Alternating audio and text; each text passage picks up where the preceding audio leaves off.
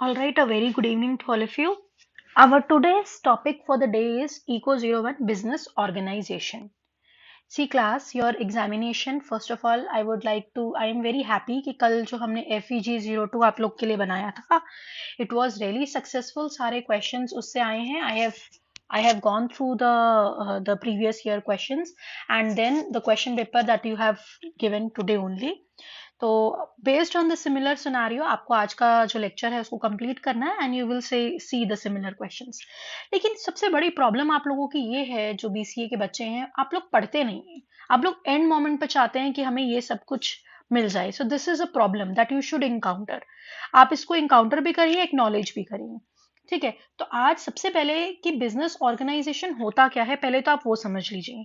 Business organisation by name only you are understanding कि आप business को कैसे ऑर्गेनाइज करेंगे, किस तरीके से आप बिजनेस में काम करेंगे। अपना अगर आप बिजनेस बनाएंगे तो वो करेंगे। बीसीए में बहुत जरूरी है ये सब, क्योंकि काफी बच्चे, शायद मोस्टली बच्चे ऐसे हैं जो कि बिजनेस करना चाहते हैं या एट प्रेजेंट भी कर रहे हैं, लेकिन उनकी स्ट्रैटेजीज बहुत पुअर होती हैं, या फिर उन लोगों के पास लोग नहीं होते हैं, या उन लोगों के पास नॉलेज नहीं होता है।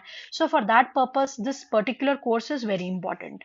तो देखो मैंने क्या किया है क्लास, आपको तो इतना तो मालूम है। Now your examination would be of 100 marks और ड्यूरेशन आपको मिलेगा 3 आवर्स। 3 घंटे में आपने करना है और इस पेपर में आपको लिखना पड़ेगा। You have to write it down. आप कुछ भी एब्सर्ड मत लिखिएगा, पहले समझिए बिजनेस ऑर्गेनाइजेशन में क्या है। So let's start. देखिए, पहले तो आपके जो भी इग्नू के यूनिट्स हैं आप उनको देखिए। जो फर्स्ट चैप्टर है मैंने एग्जैक्टली वो यहाँ पे दिया है। जो फर्स्ट यूनिट है that is the nature and the scope of the business. इसमें आप पढ़ते हैं क्लास के इंट्रोडक्शन क्या होता है, ह्यूमन एक्टिविटीज क्या है, बिजनेस क्या है, एटसेट्रा एटसेट्रा। इसमें जो इंपॉर्टेंट टॉपिक्स हैं वो मैं आपको यहाँ पर मार्क कर दे रही हूँ, जो आप थोड़ा सा देखेंगे भी खुद से, because the subject is quite vast.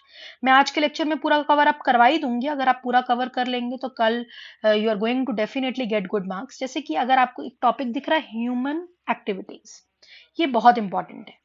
Human activities क्या होती है, इसके ऊपर क्वेश्चंस पूछता है। उसके बाद वो पूछ रहा है कि प्रोफेशन और एम्प्लॉयमेंट में क्या फर्क होता है। और एक टॉपिक है क्लासिफिकेशन ऑफ बिजनेस, बिजनेस को आप किस तरीके से क्लास करते हैं। ये सब इंपॉर्टेंट टॉपिक्स हैं क्लास, ठीक है। नेक्स्ट जब अगर आप देखेंगे, so the next thing is commerce. Commerce में आप देखते हैं कि ट्रेड आप कैसे करेंगे and what are the aids to trade. Aids to trade का मतलब है आप ट्रेड में कैसे हेल्प करेंगे, ये भी इंपॉर्टेंट है। नेक्स्ट जो आपको यूनिट बताया गया है वो है forms of business organisation. Business organisation करने के क्या क्या फॉर्म्स होते हैं। तो इसमें जो मोस्ट इंपॉर्टेंट टॉपिक है क्लास में आज कवर करूंगी वो ये आपको 5 दिख रहे हैं। 2.2, 2.3, 2.4, 2.5 एंड 2.6। ये पांचों इंपॉर्टेंट है। इनमें से कोई भी कल पेपर में क्वेश्चन आना मस्ट है, ये आप ध्यान में रखिए, ठीक है।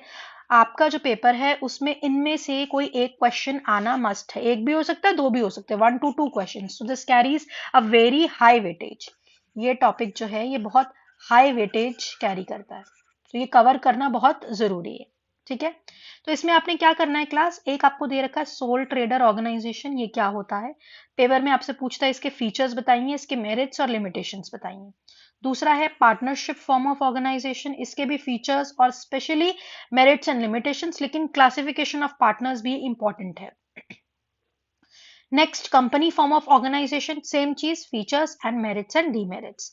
लाइकवाइज फिफ्थ आपको एक फॉर्म ऑफ ऑर्गेनाइजेशन मिलता है that is cooperative form of organisation. फिर से features, limits, merits and limitations. Okay, ये मस्ट है, इसको छोड़ेगा नहीं कोई भी पेपर में, और इसको कंप्लीट करना मस्ट है। सो this is must for you all, ठीक है, सबके लिए मस्ट है। आप मान के चलिए 15 नंबर का एक क्वेश्चन इसमें से आएगा, 15 मार्क्स प्लस 4 मार्क्स, तो आप देख ही सकते हैं अप्रोक्सीमेटली 20 नंबर आप इस पर्टिकुलर टॉपिक से कवर करेंगे, ठीक है। Next is the forms of organisation. अब आपको बिजनेस ऑर्गेनाइजेशन 2 में दे रखा है what is the criteria of starting in organisation, कैसे आप एक प्रेजेंट करेंगे। इसमें इसको ज्यादा इंपॉर्टेंट नहीं है, लेकिन आप ये देख सकते हैं various forms of organisations and requisites for an ideal form of business organisation. ये दो चीज इंपॉर्टेंट है। फिर बिजनेस को, जब भी आप एक बिजनेस खोलते हैं तो आप अपने बिजनेस को कैसे प्रमोट करते हैं। So promotion is very important. इसके ऊपर भी आप मान लीजिए there is a must sure question to be there tomorrow. तो शेयर क्वेश्चन क्यों? क्योंकि देखिए एक एंटरप्रेन्योर आपको पता होना चाहिए क्या होता है, कौन होता है, उसके फंक्शंस क्या होते हैं और प्रमोशन क्या होता है, और इनके बीच में डिफरेंस भी पूछता है। ठीक है। फिर प्रमोशन के वेरियस टाइप्स होते हैं, जैसे कि proprietary concern, partnership concern, joint stock and cooperative, ये आपको देखना है। ठीक है, this also you have to go through once. फिर आपको एक यूनिट मिलेगा sources of long term finances and underwriting. इसमें क्या है, इसमें मार्केट के बारे में बात किया जाता है, फाइनेंस के बारे में बात किया जाता है कि आपका फाइनेंस इतना जरूरी क्यों है, वाई इज इट इम्पोर्टेंस, और इसके क्या क्या सोर्सेज हैं, जैसे कि आप इसको किस तरीके से बढ़ा सकते हैं, यही क्वेश्चन बार बार पूछा जाता है। अगर आपको फाइनेंसेस बढ़ाने हैं तो उसके लिए हमारे पास एक कैपिटल मार्केट है, एक इंस्टीट्यूशंस है, एक लीजिंग कंपनीज है, फॉरेन सर्विसेज हैं, सोर्सेज हैं, और रिटेन्ड प्रॉफिट्स है। ये सारी बातें आपको पता होनी चाहिए, ये भी एक मस्ट आप लिख सकते हैं जो आना है। देन स्टॉक एक्सचेंज, ये आ भी सकता नहीं भी आ सकता है, अगर आप चाहें तो एक आप इतना जब ऊपर का पढ़ेंगे तो if you want to leave it, अब सब लोग मत छोड़ जाना, कोई कर सकता है तो उसको करेगा, लेकिन इसके ऊपर भी आना क्वेश्चन जरूरी है स्टॉक मार्केट के ऊपर, लेकिन it would be in choice. तो अगर आप नहीं चाहते, क्योंकि ऑल टुगेदर एक डिफरेंट टॉपिक हो जाता है कि स्टॉक एक्सचेंज क्या है, इतना अगर पढ़ पाए तो very good, it is good enough, और उसके फंक्शंस क्या हैं एटलीस्ट इतना आप देखिएगा कि स्टॉक एक्सचेंज क्या होता है, उसके फंक्शन क्या होते हैं। उसके बाद भी अगर आप थोड़ा पढ़ सकें तो आप ये पढ़ सकते हैं कि स्टॉक एक्सचेंज में आप डीलिंग कैसे करते हैं और उसमें क्या मेथड्स इन्वॉल्व है। ठीक है, but these two are very important. आगे चलते हैं। फिर हो गया मेथड्स ऑफ रेजिंग फाइनेंस। अगर आपको फाइनेंस को रेज करना है, जैसे मैं आपको पहले भी बता रही थी, तो उसके कुछ मेथड्स हैं, like issue of shares, debentures, loan institutions, then loan from commercial banks, public deposits, retention of profits, factoring. ये सारा पॉइंट जो मेथड ऑफ रेजिंग कैपिटल है, ये इंपॉर्टेंट है। ठीक है, अभी हम कवर करेंगे इसको। नेक्स्ट सुनिए, procedure for import and export trade. ये दोनों ही इंपॉर्टेंट है कि अगर आप इंपोर्ट कर रहे हैं तो उसमें कुछ स्टेप्स इन्वॉल्व हैं, वो स्टेप्स क्या हैं, या फिर अगर आप एक्सपोर्ट कर रहे हैं तो उसमें कुछ स्टेप्स इन्वॉल्व हैं, वो क्या है। ये भी एक मस्ट आपका श्योर क्वेश्चन इसमें से आना है। ठीक है, तो इसका प्रोसीजर पूछता है एक्सपोर्ट ट्रेड प्रोसीजर या फिर इंपोर्ट ट्रेड प्रोसीजर, पता होना चाहिए। Next is wholesalers and retailers. तो आपसे ये पूछा जाता है होलसेलर्स एंड रिटेलर्स में कि होलसेलर कौन होता है, उसके क्या टाइप्स होते हैं और उसके फंक्शंस क्या होते हैं, वो क्या सर्विस प्रोवाइड करता है। लाइकवाइज रिटेलर कौन होता है, उसके फंक्शंस क्या होते हैं, क्या सर्विस प्रोवाइड करता है। ये पूरा का पूरा क्वेश्चन भी इंपॉर्टेंट है और मैं अभी कवर करूंगी इसको। Then come home trade and channels of distribution, जिसमें आप पढ़ते हैं कि किस तरीके से आप गुड्स को भेजेंगे या काम करेंगे। तो इसमें you can understand that there is a role of a middle man. तो आप उसका पढ़ सकते हैं कि मिडल मैन कौन होता है, और मिडल मैन में भी फर्दर टू टाइप्स है, functional middle man and merchant middle man. तो इसको आप पढ़ सकते हैं, चैनल ऑफ डिस्ट्रीब्यूशन पढ़ सकते हैं। At some point of thing, अगर आप अभी इस टॉपिक को पहले बिल्कुल भी पढ़े नहीं है, तो अगर आप चाहें then you can leave this topic as of now, you can leave it as of now. क्यों लीव इट बोल रही, क्योंकि टॉपिक बहुत वास्ट है, बहुत चीजें कवर करनी है। तो अगर आपको चैनल्स ऑफ डिस्ट्रीब्यूशन समझ में आ जाता तो ठीक है। जब आप ट्रेड करते हो ना क्लास, तो उसमें आपको डिस्ट्रीब्यूट करने के बहुत तरीके, चैनल्स, मीडियम, तरीका पता होना चाहिए। वो तरीका क्या है, वो चैनल क्या है, वो इसमें बताया गया है। ठीक है। Then this is very important advertising media. इसके ऊपर भी आप मस्ट और एक श्योर क्वेश्चन देखेंगे। एडवर्टाइजिंग मीडिया आप बहुत इजीली रिलेट कर सकते हैं। मीडिया क्या क्या होता है, प्रेस मीडिया हो गया, रेडियो हो गया, टेलीविजन हो गया, आउटडोर मीडिया, डायरेक्ट मेल और मिसलेनियस। इन सारे तरीकों से आप अपने आप को प्रमोट कर रहे होते हैं, आप अपने बारे में एडवर्टाइज कर रहे होते हैं, तो ये एडवर्टाइजिंग मीडिया में आ जाता है। ठीक है, अगर आपसे पूछता है कि इसका स्ट्रक्चर अगर आपको पूछना है, तो एक ये बहुत इंपॉर्टेंट क्वेश्चन है जो कल के पेपर में आना मस्ट है। वो ये है कि what is the difference between advertisement and publicity. दोनों बातों में फर्क होता है, पब्लिसिटी करना अलग होता है, एडवर्टाइज करना अलग होता है। ठीक है, so that you should be aware of, right. Then transport and warehousing. Transport में बहुत तरह के मोड्स होते हैं क्लास, आप लोग पहले भी जूनियर क्लासेस में पढ़े हैं, रोड ट्रांसपोर्ट, रेल ट्रांसपोर्ट, सी, एयर। तो इसमें ये पूछा जाता है कि आप रोड ट्रांसफर के कुछ फीचर्स बताइए। ये सब कुछ क्वेश्चन अभी हम आगे करेंगे, ये सब चीजें आती हैं। ठीक है। Then comes business risk and insurance. ये भी पेपर के लिए बहुत इंपॉर्टेंट है, बिजनेस रिस्क एंड इंश्योरेंस। आपसे पूछा जा सकता है कि बिजनेस रिस्क क्या होता है, कौन कौन से बिजनेस के रिस्क के टाइप्स होते हैं, उसको हम कैसे मैनेज करेंगे, इंश्योरेंस क्या होता है, और इंश्योरेंस के काफी टाइप्स होते हैं, ये आपको पता होने चाहिए। ठीक है। देन आ जाता है class banking. Banking also you can leave as of now. आप बैंकिंग वाला टॉपिक भी अगर चाहें तो छोड़ सकते हैं, लेकिन अदरवाइज ये टॉपिक बहुत इजी है. But it is easy. But it is an easy topic. क्यों इजी टॉपिक है मैं आपको बता देती हूँ. बैंकिंग का मतलब है बैंक एक फाइनेंशियल इंस्टीट्यूशन होता है. तो आपको पता होना चाहिए, एक बेसिक डेफिनेशन पढ़ लीजिएगा कि बैंक क्या होता है, टाइप्स ऑफ बैंक्स क्या होते हैं, कमर्शियल बैंक क्या होते हैं, कस्टमर कौन होता है, एक बैंक और कस्टमर का रिलेशनशिप क्या होता है, बैंक की ड्यूटी क्या होती है, बैंक के राइट्स क्या होते हैं. और बैंक के बारे में थोड़ा सा भी जान लिए तो इस टॉपिक को छोड़कर नेक्स्ट आगे में जाइएगा. उसमें बोल रहा है कि बैंक के अकाउंट्स कैसे होते हैं. तो देख सकते हैं आप, एक होता है आपका फिक्स्ड डिपॉजिट अकाउंट, एक होता है करंट डिपॉजिट, एक होता है सेविंग्स और एक होता है रिकरिंग डिपॉजिट्स. ये इंपॉर्टेंट है. टाइप्स ऑफ बैंकिंग अकाउंट्स जो है, दिस इज इंपॉर्टेंट. फिर पेमेंट करने के लिए हमारे पास चेक्स होते हैं, ड्राफ्ट होते हैं. तो ये सारी बातें आपको पता होनी चाहिए. और एडवांस अगर आपको चाहिए तो उसके लिए लोन होता है, कैश क्रेडिट होता है, ओवरड्राफ्ट होता है, और आप बिल्स वगैरह भी दे सकते हैं. So this is a type of like quick quick style में अगर आप पढ़ना चाहें तो this would you can take a quick look at it. Quick look at this unit आप ले सकते हैं, otherwise you can leave it. Then public utility is very very important from your exam point of view. पक्का एक question आएगा, public utility क्या है, उसके फीचर्स क्या है, उसको कैसे मैनेज किया जाता है. फिर आ जाता है ऑर्गेनाइजेशन को आप कैसे पब्लिक इंटरप्राइजेस में रखते हैं. तो देखिए बहुत तरह के ऑर्गेनाइजेशंस होते हैं, like departmental organization, public and government company. सबके फीचर्स, मेरिट्स और लिमिटेशंस पूछता है कि डिपार्टमेंटल ऑर्गेनाइजेशन क्या है, पब्लिक ऑर्गेनाइजेशन क्या है और गवर्नमेंट ऑर्गेनाइजेशन क्या है. Then government in business. तो गवर्नमेंट इन बिजनेस यानी जो गवर्नमेंट है वो बिजनेस में कैसे इनरोल्ड है, कैसे इन्वॉल्व है. तो उसके लिए आपको पता होना चाहिए कि पब्लिक इंटरप्राइज क्या होता है, उसके फीचर्स क्या है, एक्सेट्रा एक्सेट्रा. ये चीजें आप थोड़ा सा देख लेंगे तो आप पूरा का पूरा कवर अप कर लेंगे कि भाई आपका पूरा कोर्स जो है वो क्या है. अभी मैंने क्लास आपको सिर्फ एक जिस्ट दिया है कि आपका जो पूरा इको 01 है वो है क्या, आप पढ़ क्या रहे हैं और आप पढ़ क्यों रहे हैं. ठीक है. अब हम चलते हैं सेक्शन ए में, जिसमें आपके कुछ शॉर्ट क्वेश्चंस आएंगे. अब इसके बाद मैं सेक्शन ए बी सी मैंने अपने इस पर्टिकुलर लेक्चर में इन्वॉल्व नहीं किया है. इसके बाद सिर्फ क्वेश्चंस ही क्वेश्चंस है. अब आपको पता है that you have to attempt any 5 questions. आपको पता है कि आपको चॉइस मिलता है. अगर वो बोल रहा है ना क्लास 4 मार्क्स का है तो मैं कल भी बोल चुकी हूँ, आप उसको 1 पेज तक रखिएगा. अगर वो बोल रहा है कि 10 मार्क्स का है तो वो 2 पेज में चला जाएगा, और अगर वो बोल रहा है 15 मार्क्स का है तो वो 3 to 4 पेज में एक्सटेंड हो जाएगा. ठीक है. तो अभी आपको 1 पेज के हिसाब से लिखना है. तो मैं अब इसके बाद बताऊंगी नहीं, हम लोग इसके बाद सीधा कंटिन्यू करते रहेंगे to the questions, because there are lot many topics to be, lot many things to be discussed. So the first question for the day today class is explain the economic activities. ये आपके paper में आ सकता है. Economic activities क्या होती है. देखिए, we can classify the human activities into 2 groups. हम इंसान की जो एक्टिविटीज होती हैं वो 2 ग्रुप्स में हम लोग डिफाइन कर सकते हैं. एक होता है नॉन इकोनॉमिक एक्टिविटी और एक होता है इकोनॉमिक एक्टिविटी.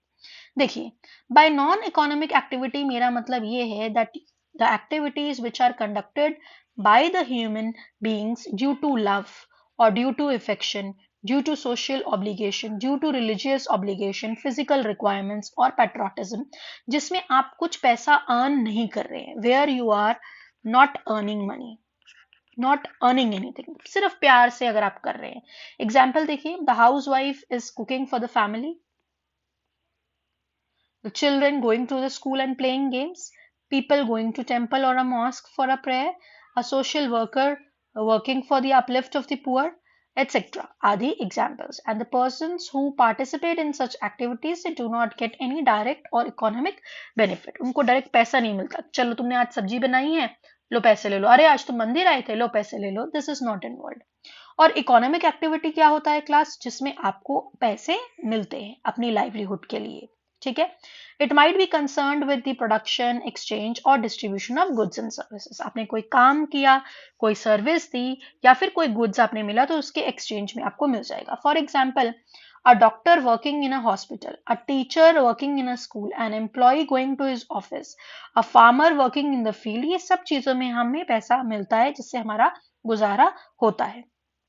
ठीक है.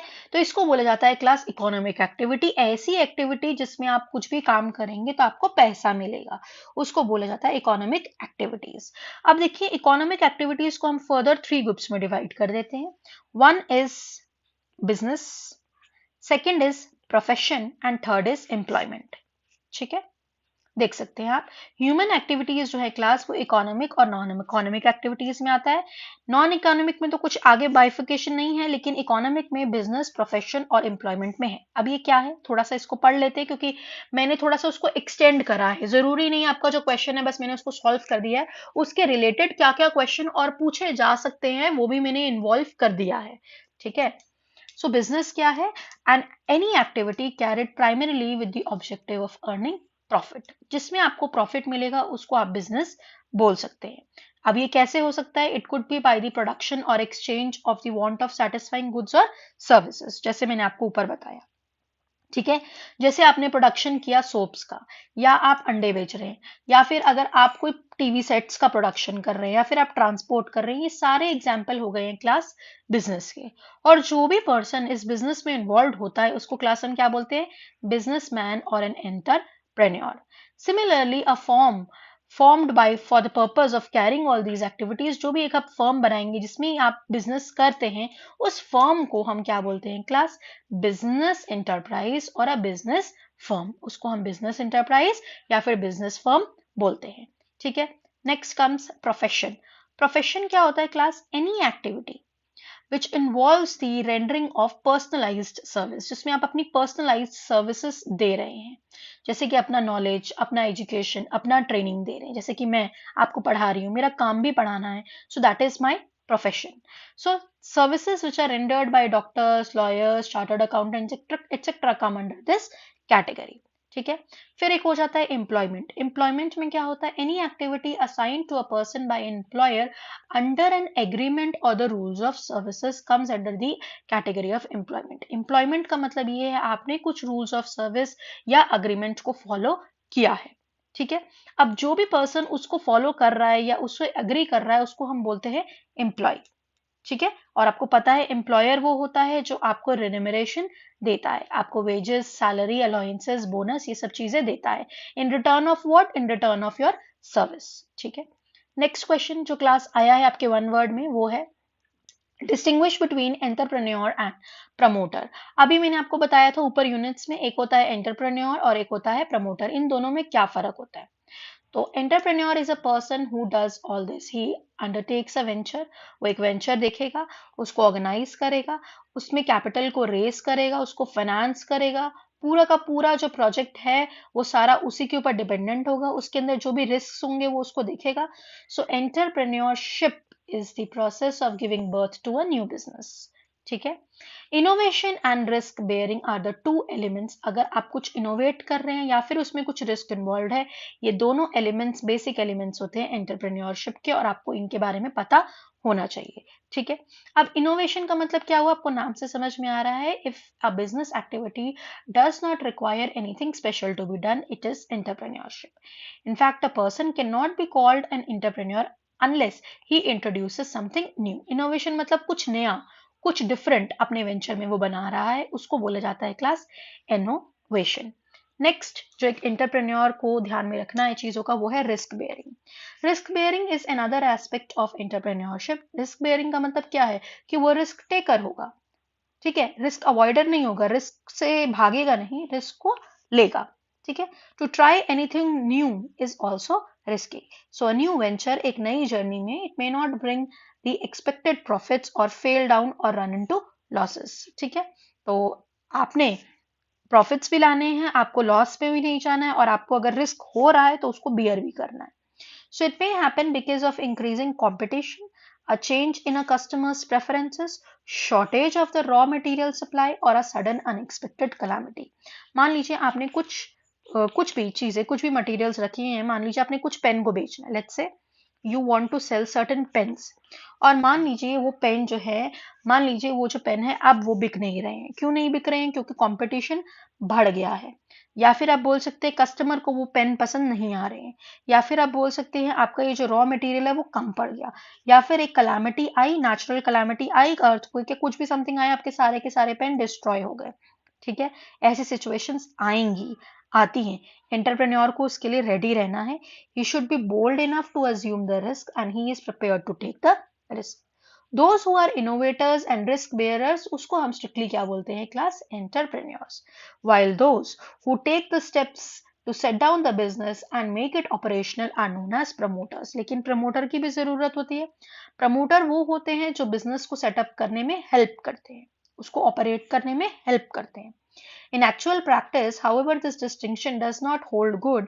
Of entrepreneurship does not remain confined only to recognition and preparedness to do something new. It does not end with the entrepreneur undertaking to bear the risks. It also includes the planning of the business. आपको business को पहले plan भी करना पड़ेगा, steps लेने पड़ेंगे. ऐसे ही जाके आप कोई business नहीं खोल पाओगे. You need some help. After all, a business becomes a business only when it gets going. एक business तभी business होगा अगर वो चलता रहेगा. ठीक है, तो आप देख सकते हैं thus in a wider sense we cannot make a difference between the role of an entrepreneur and a role of a promoter. promoter का काम सिर्फ ये है कि वो सेटअप करने में हेल्प करेगा. अब यहीं पर क्लास मैंने एक छोटा सा टॉपिक इन्वॉल्व कर दिया है. उस टॉपिक का नाम है टाइप्स ऑफ प्रमोटर्स. कि टाइप्स ऑफ प्रमोटर्स जो हैं वो क्या होते हैं, what are the types of promoters.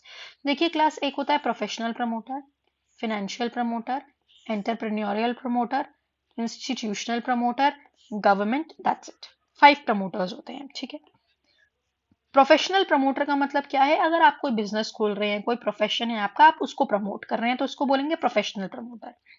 Financial promoter का मतलब ये है आपने फेवरेबल कंडीशंस देखनी है कि अभी भाई जैसे अब हम देखते हैं बाहर मौसम अभी ठंडा हो रहा है या बाहर मौसम अभी गर्म हो रहा है, तो अब मैं छाता लेके जाऊंगी या ना लेके जाऊंगा, एक्सेट्रा एक्सेट्रा. वैसे ही आपने मार्केट का यहाँ पर एनवायरनमेंट देखना है कि क्या कंडीशंस हैं, और उसके हिसाब से फेवरेबल कंडीशन के हिसाब से आपने फाइनेंशियल स्टेबिलिटी लेनी है और नई नई अपॉर्चुनिटीज देनी है. एंटरप्रेन्योर प्रमोटर्स कौन होते हैं? वो होते हैं जिनके अंदर एक नया बिजनेस रखने की ताकत होती है, उसको हम बोलते हैं एंटरप्रेन्योरियल प्रमोटर्स. ठीक है, तो आप देखेंगे कि इंडियन में बहुत लोग ऐसे हैं इंडिया में जो अपने कुछ ना कुछ सेटअप्स को प्रमोट करना चाहते हैं, सो दे आर एंटरप्रेन्योर्स. और एक हो गया इंस्टीट्यूशनल प्रमोटर्स. अगर आपके कोई छोटे छोटे इंस्टीट्यूशंस है like development bank of India, national industrial development corporation etcetera, जिसमें कुछ टेक्निकल मैनेजरिकल और फाइनेंशियल असिस्टेंस की जरूरत है, तो वो इंस्टीट्यूशनल प्रमोटर्स हैं. और एक हो गया government. Since independence, government of India has emerged as a big promoter of enterprises. तो वो तो है ही. अब ये क्या प्रमोट करती है? आपकी factories, heavy electrical, shipping, iron steel, fertilizers, pesticides, oil and natural gas, ये सब कुछ प्रमोट करती है. तो अगर आपसे क्वेश्चन पेपर में पूछता है what are the types of promoters, तो आप इसको भी इंक्लूड कर सकते हैं. Next, what is meant by working capital. Working capital क्या होता है? देखिए क्लास, वर्किंग कैपिटल का मतलब है जो कैपिटल मार्केट है, it actually denotes the arrangements whereby transactions of the money capital, not the capital goods, are facilitated. In other words, transactions, ऐसे transactions which are involving the procurement of funds and supply of funds, ऐसे transactions जिसके अंदर आप funds को procure भी करेंगे और उसको supply भी करेंगे, वो आपके पूरे एक इंडिविजुअल भी कर सकते हैं या ऑर्गेनाइजेशन भी कर सकते हैं, and that is something known as capital market. इसको बोला जाता है capital market. Thus, capital market is not located in a particular place, nor there are fixed categories of investors or dealers in the capital market. That is, those who supply the funds or those who procure the funds for investment. तो आप बोल सकते हैं working capital वो capital है जिसके अंदर हम लोग ट्रांजेक्शन्स करते हैं या फिर अपने फंड्स को प्रोक्योर करते हैं और सप्लाई करते हैं. अब देखिए class, there are 2 types of financial needs in any business. किसी भी बिजनेस में आपको 2 तरह के फाइनेंशियल नीड्स की जरूरत होती है. एक होता है फिक्स्ड फाइनेंशियल रिक्वायरमेंट्स, एक होता है वर्किंग फाइनेंशियल रिक्वायरमेंट्स. फिक्स का मतलब ये है in order to start a business funds are, कुछ भी अगर आपको एक बिजनेस स्टार्ट करना है तो फंड्स आर रिक्वायर्ड.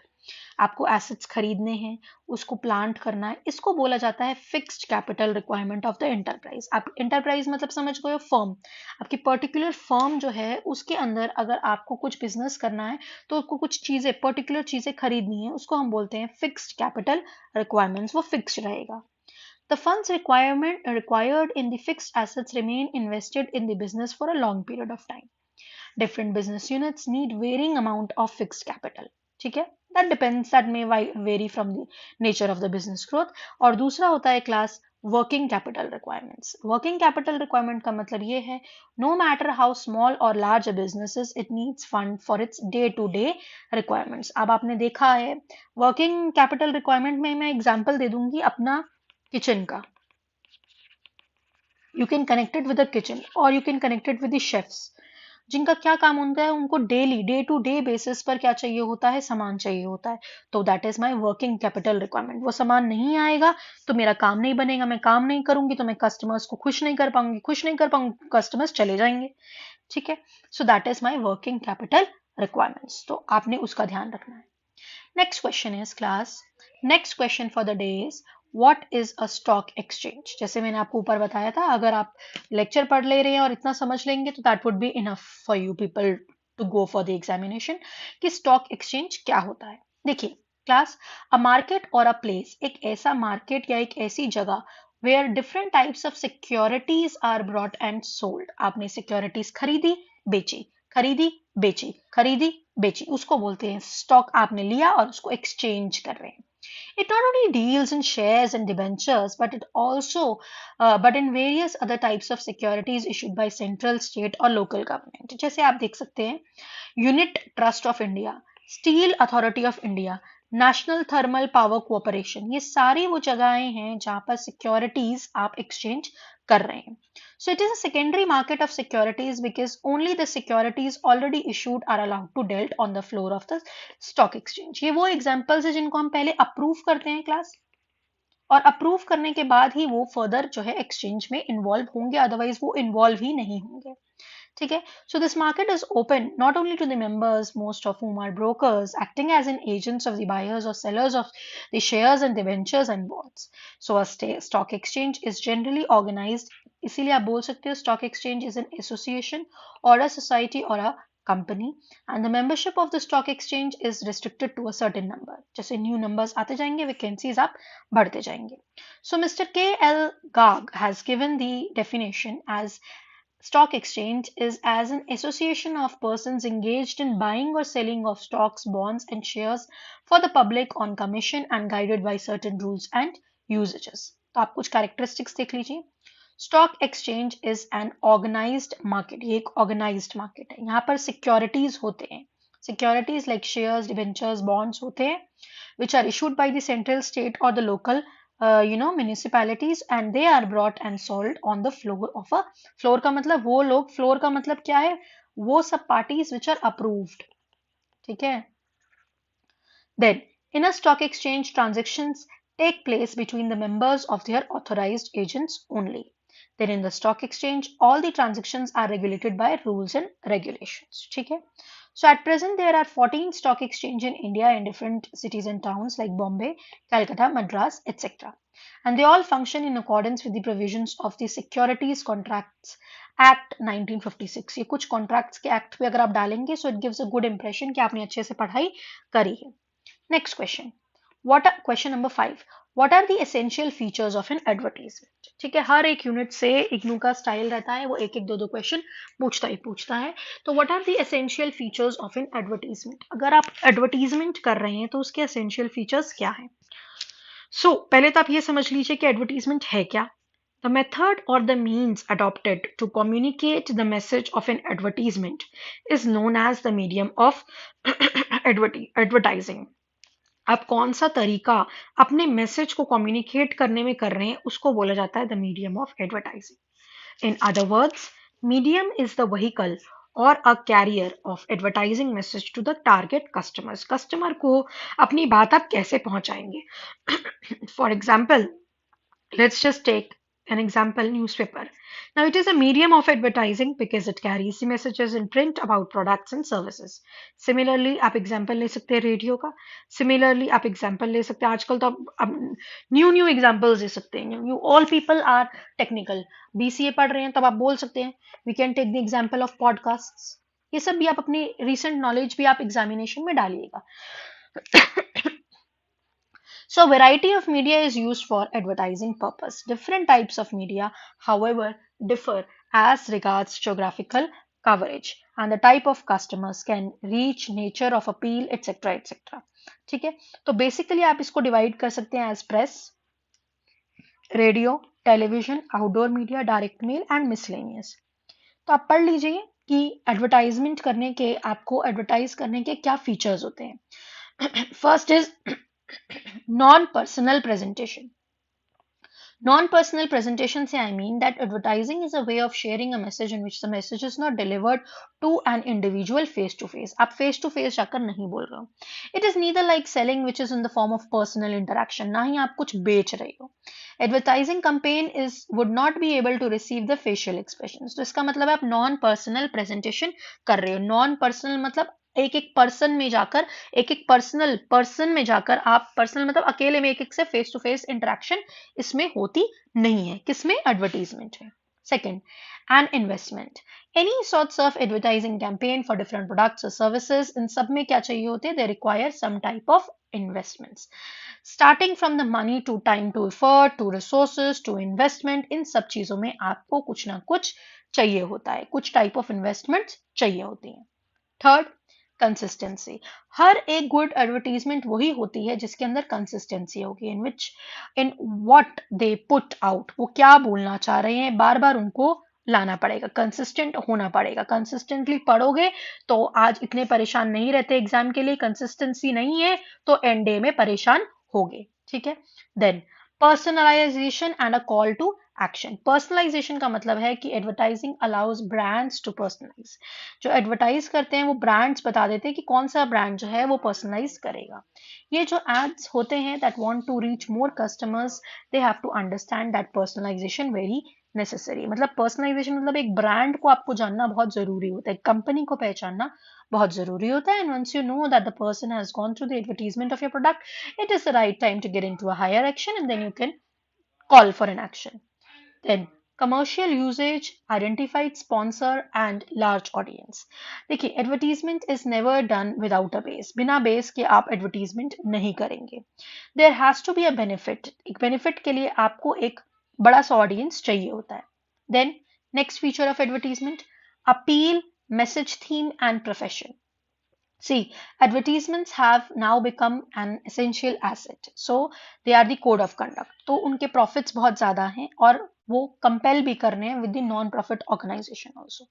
तो ये सारी जो अपील, मैसेज थीम, प्रोफेशन है, आप एडवर्टीजमेंट के फीचर्स में डाल सकते हैं. नेक्स्ट हो गया शेयरिंग इन्फॉर्मेशन. आप इन्फॉर्मेशन तो शेयर कर रहे हैं किस चीज के बारे में? आपके प्रोडक्ट के बारे में, आपकी सर्विस के बारे में, या फिर आप कोई सर्विस जो भी कोई भी डिटेल देना चाह रहे हैं उसके बारे में. मान लीजिए एक वैकेंसी आई है supposedly, and if you want to do talk about it, तो आपको उसके बारे में कुछ पर्क्स बताने पड़ेंगे, कुछ फीचर्स बताने पड़ेंगे. Then comes the element of marketing mix. अब एलिमेंट्स ऑफ मार्केटिंग मिक्स का मतलब ये है कि जो मार्केटिंग है वो इनकम्प्लीट रहता है जब तक आप एडवर्टीजमेंट नहीं करते हैं.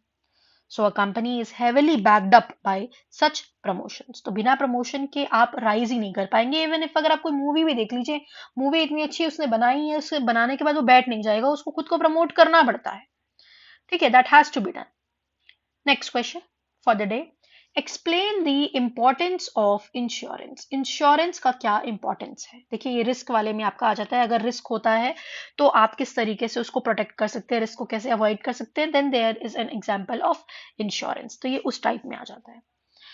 So the term risk has been defined by different people in different ways. For this reason, there is no single standard definition. लेकिन आप देख सकते हैं, आप ये बोल सकते हैं इंश्योरेंस का मतलब क्या है? An insured object such as a home or a car, a peril such as a fire or an earthquake, the probability of the event which can cause loss, the loss itself, कोई hazard हो गया, ये सारी चीजें जो हैं, इन सब की डेफिनेशन सेम है.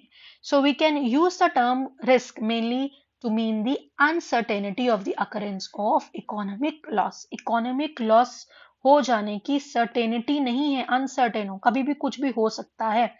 लेकिन बिजनेस रिस्क का मतलब ये हुआ that there is an uncertainty of occurrence of the business loss in the event of a business activity. अगर business activity की बात करोगे तो same definition uncertainty of occurrence of economic loss in the terms of business activity हो जाएगा. तो यहाँ पर insurance how it is playing an important role, तो ये आप थोड़ा सा देख लीजिए. इंश्योरेंस एक ऐसी डिवाइस है, आपके पास एक ऐसा हथियार है by which a loss likely to be caused by an uncertain event is spread over a large number of persons who are exposed to it and who voluntarily join to insure themselves against such event. अगर आप खुद भी अपने आप को ensure करना चाह रहे हैं, एक गाड़ी लिए, कुछ भी लिया, कुछ भी हो सकता है, इंश्योर कर लेना is always a good habit.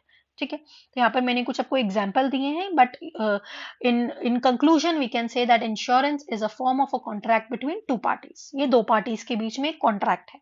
किस किस के बीच में? एक इंश्योरर के बीच में और एक इंश्योर्ड के बीच में. जिसको पैसा मिल रहा है या उसको अपना रिप्लेस होकर अपनी चीजें मिल रही है वो इंश्योर्ड हो गया, और जो इंश्योर कर रहा है वो इंश्योरर हो गया. Whereas one party insurer undertakes in exchange for a fixed amount of money, वो एक प्रीमियम अमाउंट ऑफ मनी भी आपसे लेता है to pay to the other party.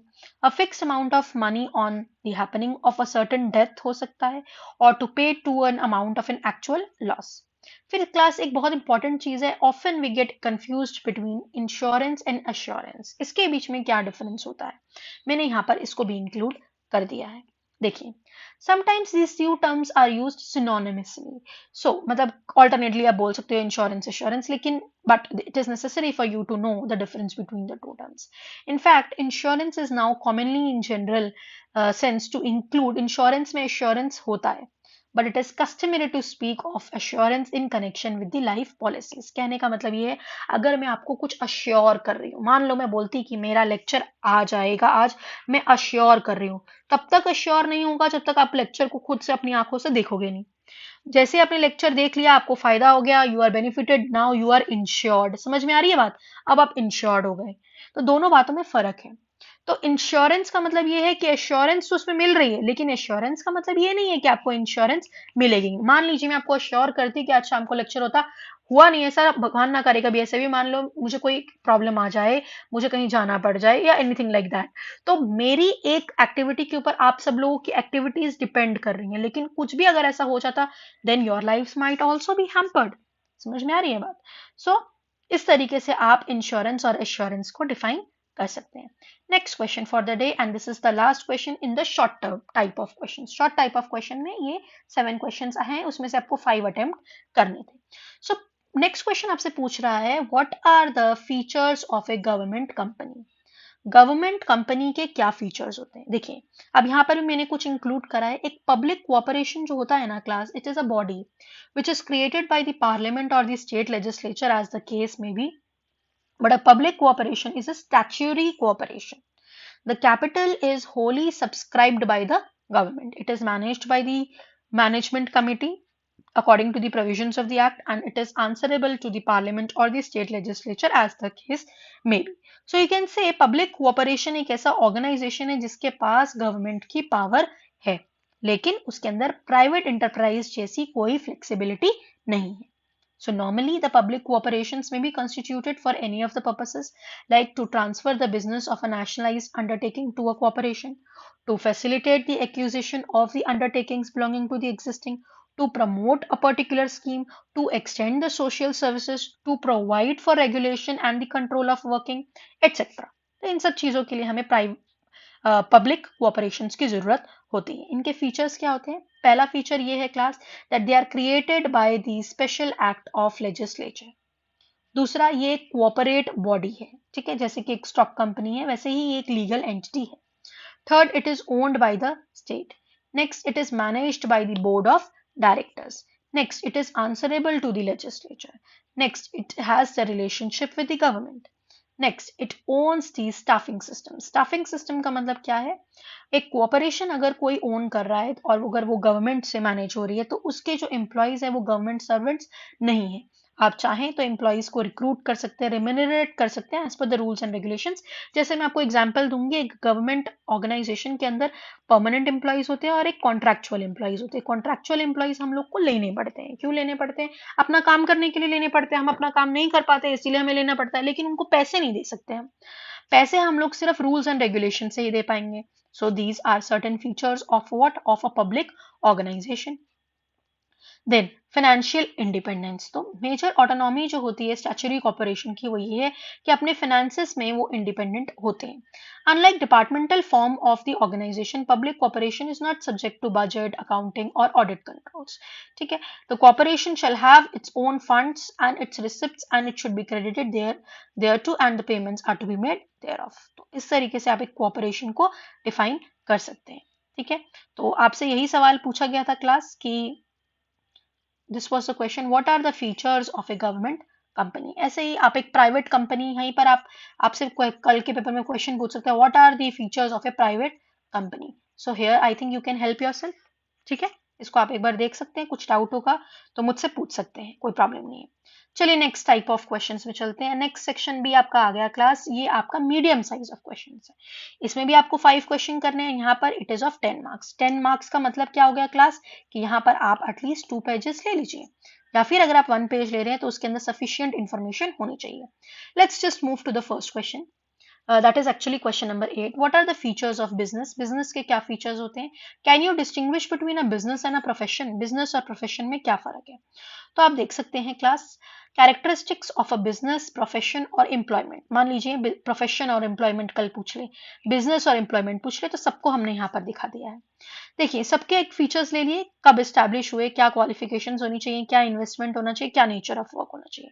Business में क्या होता है क्लास, एन इंडिविजुअल और a group of individual decides to start a business. यहाँ पर एक इंडिविजुअल या फिर ग्रुप ऑफ इंडिविजुअल डिसाइड करता है कि हमें एक बिजनेस को स्टार्ट करना है.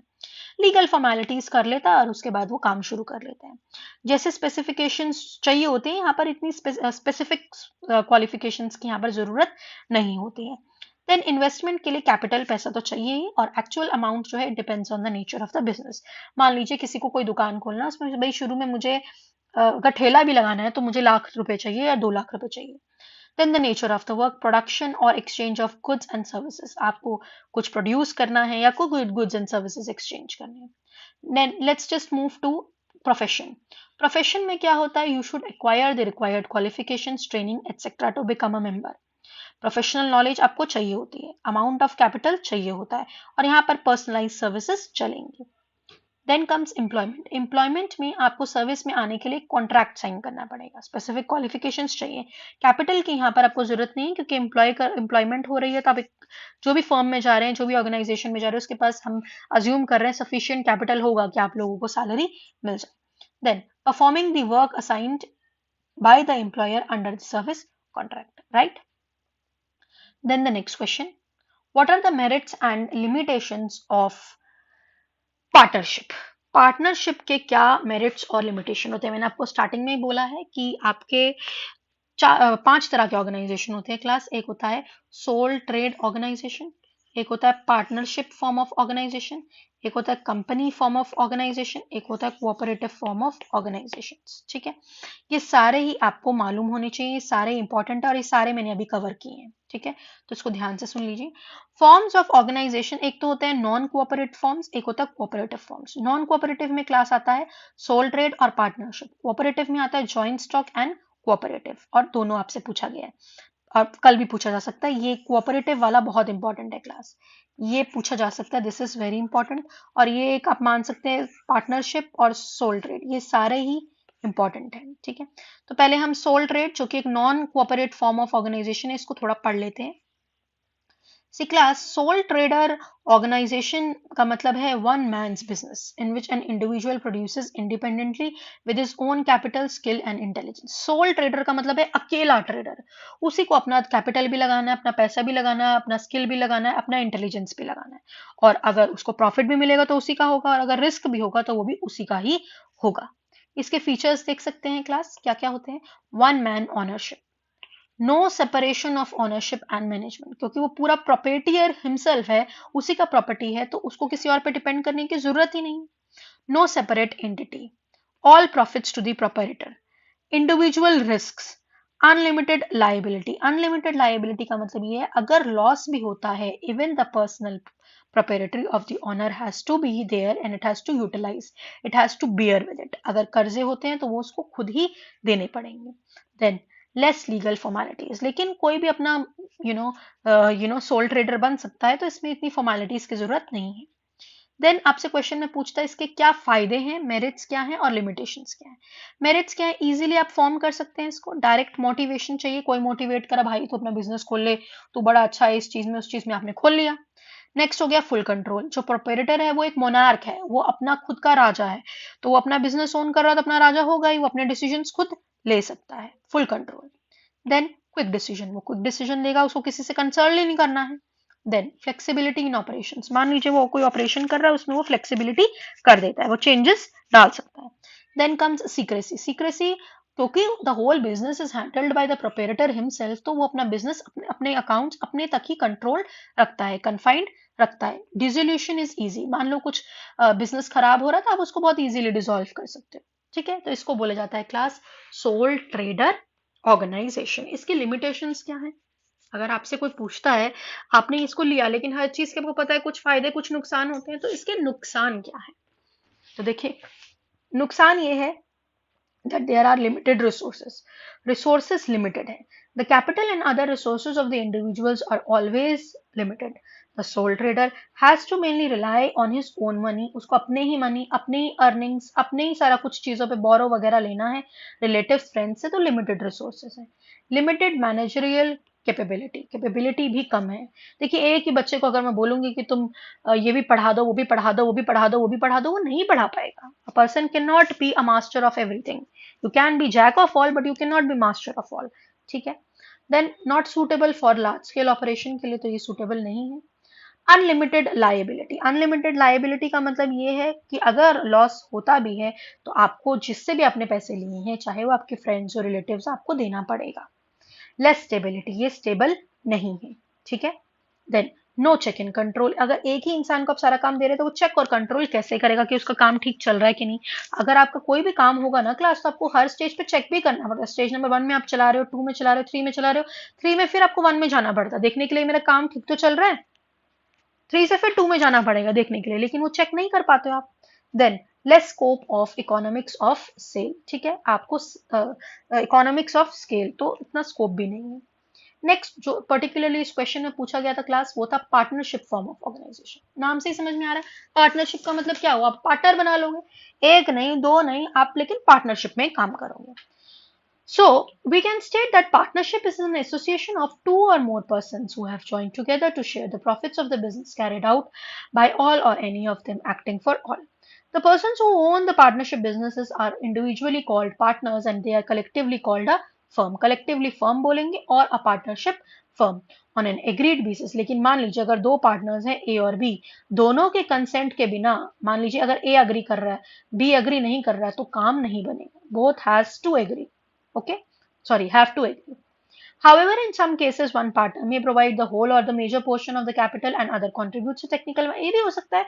मान लीजिए एक बोलता है मेरे पास पैसा बहुत है, मैं पैसा लगा देता, तू तेरे पास दिमाग बहुत है तो अपना दिमाग लगा दे, तब भी काम चलेगा, no problem.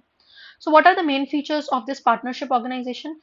Plurality of the persons, एक से ज्यादा लोग हो गए। कॉन्ट्रैक्चुअल रिलेशनशिप, दोनों में रिलेशनशिप होगा। प्रॉफिट शेयरिंग, प्रॉफिट होगा तो आप शेयर करेंगे। Existence of the business, business थोड़ा आपका चलेगा, क्यों चलेगा, अगर एक का दिमाग नहीं चल रहा दूसरा कुछ दिमाग लगाएगा, एक के पास पैसा नहीं है दूसरा कोई लगाएगा, ठीक है। देन प्रिंसिपल एजेंट रिलेशनशिप, यहाँ पर प्रिंसिपल एजेंट रिलेशनशिप का मतलब ये है that the business of the firm में be carried out on by all और वन और more of the partners acting for all the partners. आप ये बोल सकते हैं कि एक प्रिंसिपल की तरह काम करेगा, बाकी एजेंट्स की तरह काम करे, लेकिन सबका रोल इक्वल होगा। Every partner is entitled to take part in the operations of the firm, सबको आप इन्वॉल्व करेंगे कि आप आइए पार्टिसिपेट करिए। Next unlimited liability, limited unlimited liability है। अगर मान लीजिए this means that if the assets of the firms are not sufficient to meet the colligations of the firms and the partners have to pay their private assets, ठीक है। मान लीजिए ऐसा हो गया कि लॉस हुआ तो दोनों को मिलकर काम करना चाहिए। Then good faith and honesty, आप उसी के साथ पार्टनरशिप करेंगे जिसके ऊपर आप विश्वास या ऑनेस्टी रखेंगे। Then restriction on transfer of the share, आप क्या शेयर कर रहे हो उसके ऊपर भी आपको थोड़ा रिस्ट्रिक्ट करना है। तो अगर आपसे यहाँ पर पूछा जा सकता है कि पार्टनर्स को क्या आप क्लासिफाई कर सकते हैं, तो वो टेबल में मैंने यहाँ पे इंक्लूड कर दिया है। So yes, you can classify partners. तो देखिए, जो पार्टनर्स हैं वो based on the extent of participation एक एक्टिव पार्टनर होता है, एक स्लीपिंग पार्टनर होता है। Based on sharing of profit एक नॉमिनल पार्टनर होता है, एक पार्टनर इन प्रॉफिट्स होता है। बेस्ड ऑन लायबिलिटी एक लिमिटेड पार्टनर होता है, एक जनरल पार्टनर होता है। Based on the nature of behaviour एक पार्टनर बाय स्टॉपल होता है और एक पार्टनर बाय होल्डिंग आउट होता है। ये क्या होता है, एक बार थोड़ा सुन लेते हैं। देखिए, एक्टिव पार्टनर वो होता है जो एक्टिवली क्लास बिजनेस में पार्टिसिपेट करे। स्लीपिंग पार्टनर ये होता है, मान लीजिए उसने पैसा दे दिया, अपना काम जो भी है इन्वेस्ट कर दिया अपना पैसा देके, और वो पार्टिसिपेट नहीं करा, बोला यार तू चला मैं देख लूंगा बात। ठीक है, तो उसको हम लोग स्लीपिंग या फिर कभी कभी डोरमेंट पार्टनर भी बोलते हैं। फिर बेस्ड ऑन द प्रॉफिट्स एक होता है नॉमिनल पार्टनर्स और एक होता है पार्टनर इन प्रॉफिट्स। तो नॉमिनल पार्टनर का मतलब वो होता है जो a partner who lends his name to a partnership, जो कि एक पार्टनरशिप को अपना नाम दे देता है, तो उसको हम लोग बोलते हैं नॉमिनल पार्टनर या फिर एड नॉमिनल पार्टनर। ना ही वो इन्वेस्ट कर रहा है ना ही वो पार्टिसिपेट कर रहा है, लेकिन उसका नाम है। ठीक है, then partners in profit. Partners in profit का मतलब बहुत सिंपल है, जो कि प्रॉफिट ऑफ बिजनेस जो है वो शेयर करते हैं, उनको हम बोलते हैं partner in profits. Then based on behaviour आप बोल सकते हैं partner by estoppels and partner by holding out. Partner by estoppel का मतलब ये है a person who behaves in the public in such a fashion as to give an impression that he is one of the partners. ठीक है, वो एक ऐसा impression देता है कि वो पार्टनर है, उसको हम बोलते हैं एस्टॉपल, लेकिन वो पार्टनर सिर्फ नाम का है और कुछ नहीं। They are not entitled to profits, but they are fully reliable as the firm's obligations. Then partners by holding out. Holding out का मतलब ये है कि एक पर्टिकुलर पार्टनर एक फर्म का जो है वो कोई दूसरे पर्सन को रिप्रेजेंट कर रहा है, उसको भी हम बोल सकते हैं partner of the firm. If such a person does not disclaim the partnership relationship even after coming out, उसको हम बोलते हैं पार्टनर बाय होल्डिंग आउट। ठीक है, अब इसके क्लास कुछ मेरिट्स और कुछ फायदे नुकसान सीख लेते हैं। मेरिट्स हैं क्लास इसके easy formation, more capital available, more diverse skills expertise, जितने ज्यादा पार्टनर्स उतनी स्किल और एक्सपर्टाइज बढ़ेगी, फ्लेक्सिबिलिटी बढ़ेगी, सीक्रेसी होती है इसमें, कीन इंटरेस्ट, सबका अपना अपना इंटरेस्ट होता है, और प्रोटेक्शन भी आपको मिल जाती है। लेकिन लिमिटेशन है, नुकसान है। लिमिटेशन क्या है class, limited capital. Since there is a limit to maximum partners, देखिए 20 ही आप रख सकते हैं नॉन बैंकिंग फर्म्स में और 10 रख सकते हैं बैंकिंग फर्म्स में, तो जो कैपिटल रेजिंग कैपेसिटी होती है वो लिमिटेड होती है to a joint stock. Then unlimited liability, ये एक बहुत बड़ा ड्रॉबैक है कि अगर लॉस होता है तो कोई धोखा दे सकता है और प्रॉब्लम में आप फंस सकते हैं। Then no public confidence, public confidence नहीं होता है, ना ही आप इस तरह के अकाउंट्स को पब्लिसाइज करते हैं, ना पब्लिसाइज करेंगे ना पब्लिश करें, तो कॉन्फिडेंस आप में नहीं है। Then non transferability of the interest, अगर किसी का इंटरेस्ट है वो ट्रांसफर नहीं हो सकता, उसका इंटरेस्ट है लेकिन वो बोलता है मेरा बहन भी ज्वाइन कर ले जॉब, मेरा भाई भी ज्वाइन कर ले, ऐसे नहीं होता है। अनसर्टेनिटी, कोई जरूरी नहीं है, मान लीजिए कभी सडन डेथ हो गया, लुनेसी हो गया, इंसॉल्वेंसी हो गया कोई पार्टनर का, तो आपका पार्टनरशिप जो है वो डिसॉल्व भी हो सकता है। Then conflicts among the partners, partners में आपस में झगड़ा हो गया।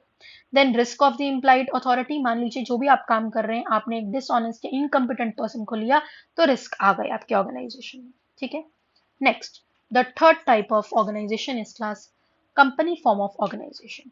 कंपनी फॉर्म ऑफ ऑर्गेनाइजेशन में क्या होता है class, the Indian companies act 1956 defines joint stock joint stock company as a company which is limited by shares having a permanent paid up or a nominal share capital of the fixed amount divided into the shares also of the fixed amount held and transferable as stocks and formed on the principles। ठीक है, तो company का मतलब ये है कि आपकी एक कंपनी बन जाएगी according to certain rules and regulations. तो इसके फीचर्स आप देख सकते हैं। इनकॉपरेशन, इनकॉपरेशन का मतलब ये है कि आप कोई भी नए नए रूल्स इसमें इन्वॉल्व कर सकते हैं। So here involvement is possible, involvement is there over here. Then it is an artificial person, देखिए क्लास कंपनी को हम बोलते हैं आर्टिफिशियल पर्सन, जो कि आप क्रिएट करते हैं by law and it can be affected only by law, जो कि लॉ से ही आप इफेक्ट कर सकते हैं। It has no body, no soul, no conscience, still it is in the position to exist। ठीक है, इसका कोई बॉडी नहीं है, कोई सोल नहीं है, कोई कंसाइंस नहीं है, लेकिन फिर भी ये रह सकता है। Then it is a separate legal authority, एक कंपनी जो होती है उसके पास एक डिस्टिंक्ट एंटिटी सेपरेट होता है फ्रॉम इट्स मेंबर्स। तो जो भी शेयर होल्डर होता है वो कॉन्ट्रैक्ट में एंटर कर सकता है और वो कंपनी को भी सू कर सकता है और उससे सू हो भी सकता है। तो कंपनी में जो जो प्रॉब्लम्स आ सकती हैं, जो जो चीजें हैं वो इसमें बताया जा रहा है। Then there is a common seal, कोई अपना पर्सनल काम करना चाह रहा है लेकिन उसमें एक सील होना कंपनी का जरूरी है। देन परपीचुअल सक्सेशन का मतलब ये है क्लास, एक जॉइंट स्टॉक कंपनी जो है उसका एक कॉन्टिन्यूअस एग्जिस्टेंस होता है, उसकी लाइफ जो है वो डेथ, लीनेसी, इंसॉल्वेंसी, रिटायरमेंट से इफेक्ट नहीं होती है। मेंबर आ भी सकते हैं, मेंबर जा भी सकते हैं, but companies continues it's operations until it is legally dissolve, जब तक लीगली हटता नहीं है तब तक वो अपना काम कर सकता है। मान लीजिए कंपनी कर रहा है, मान लीजिए किसी ने उसके ऊपर केस कर दिया, कोई बात नहीं, कंपनी को कोई प्रॉब्लम नहीं है, वो अपना काम करता जाएगा। Then separation of the ownership and management, management को अलग रखता है, ओनरशिप को ये अलग रखता है।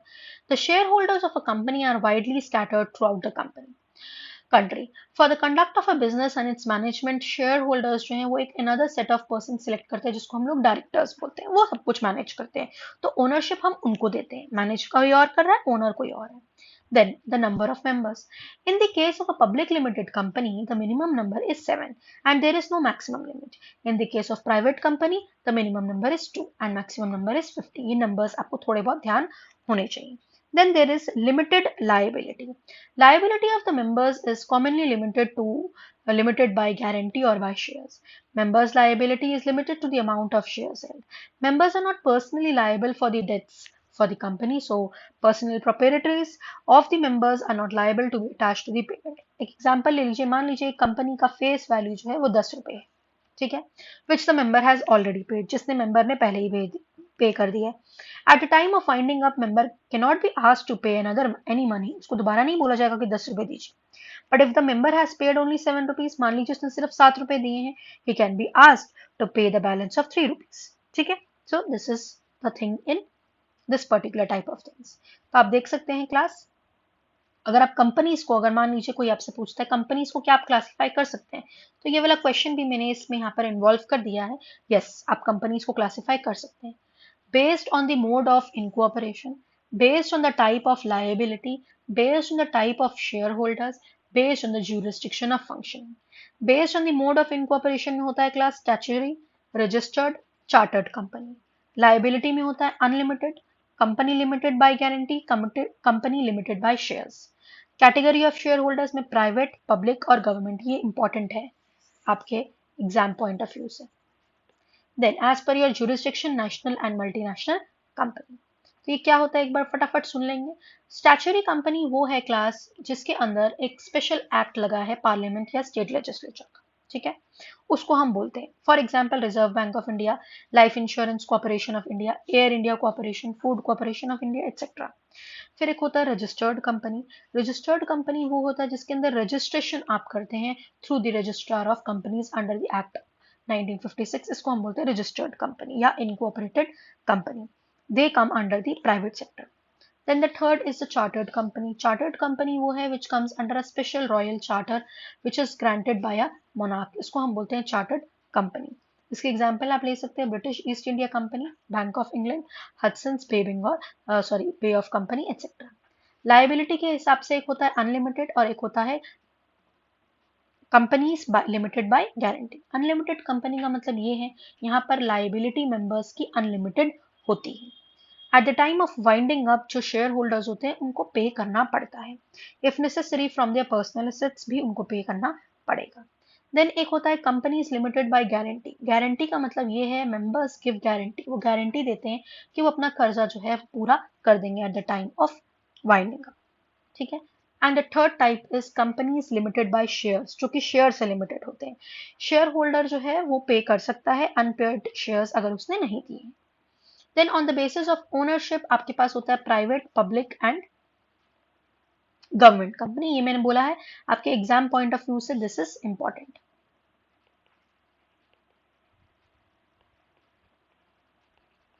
ठीक है।